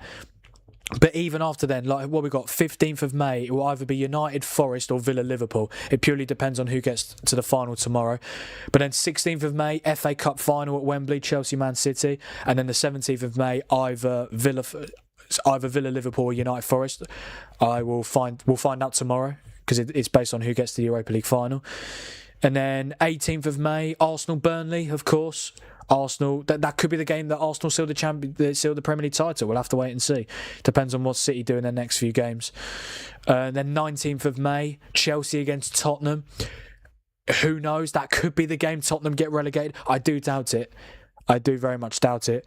But what I will say, if West Ham win their next 2 games, they would go, how many points clear? 5 points clear of Tottenham. And if Tottenham were to lose to Leeds or even draw, and then if Tottenham were to lose to Chelsea, Chelsea would relegate Tottenham. Again, a lot of things have to happen for that to actually be a reality. But yeah, Chelsea, Tottenham, 19th of May. Also Bournemouth, Man City. I might do a joint watch along. I might watch both games. I'll see if I can figure that out. But Bournemouth, Man City, that could be a massive game in the title race. And obviously Bournemouth could still get European football. And then what else we got coming up? 20th of May, 2 weeks time, Europa League final. Forest or Villa against Braga or Freiburg. Then the 23rd of May, I'm good at remembering dates, especially when it's about football. 23rd of May, Championship playoff final, and then 24th of May, I'm really looking forward to this, Premier League final day watch-along. I mean, United will be playing, so I'll have the United game on as well, but I'll keep track of all 10 games at the same time. I can't wait for that. That's going to be great.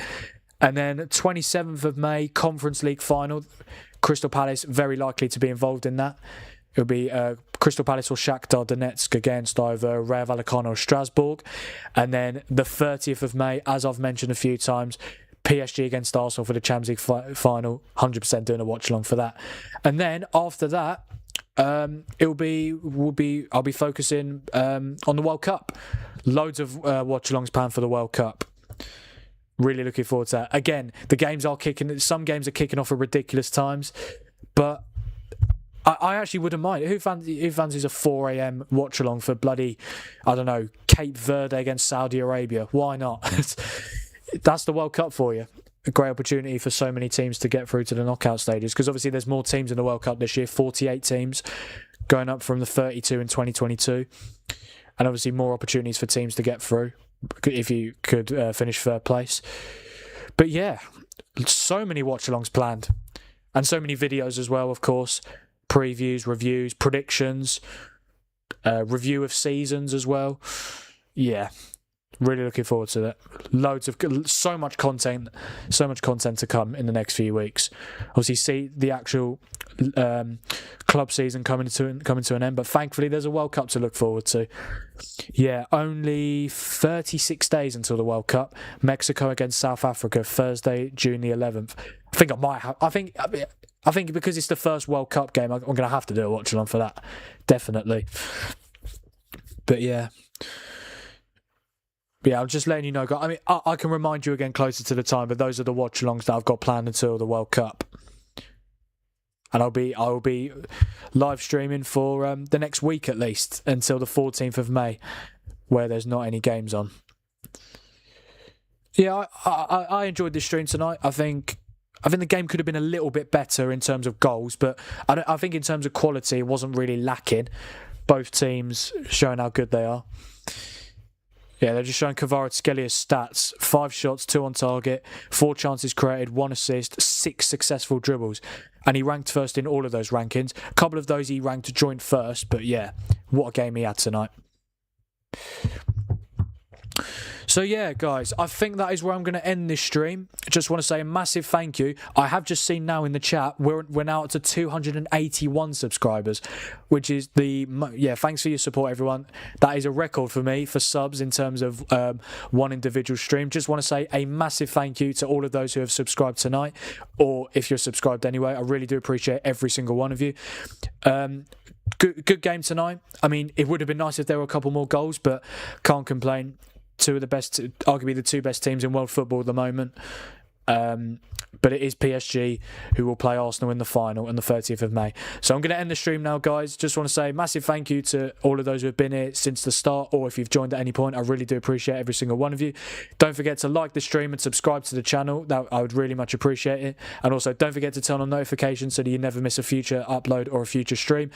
So tonight has confirmed Bayern Munich is finished. Bayern Munich 1, PSG 1, 6-5 on aggregate to PSG, which means the Champions League final on Saturday the 30th of May at the Puskás Arena in Budapest, in Hungary. The Champions League final for the 25-26 season will be PSG versus Arsenal. Thank you to all of you, and I will see you tomorrow at 7:45 on the Frank Thinks YouTube channel for Aston Villa against Nottingham Forest in the second leg of the Europa League semi-final. Really looking forward to it, and I hope to see you guys there. Thank you guys for being here, and I will see you in a...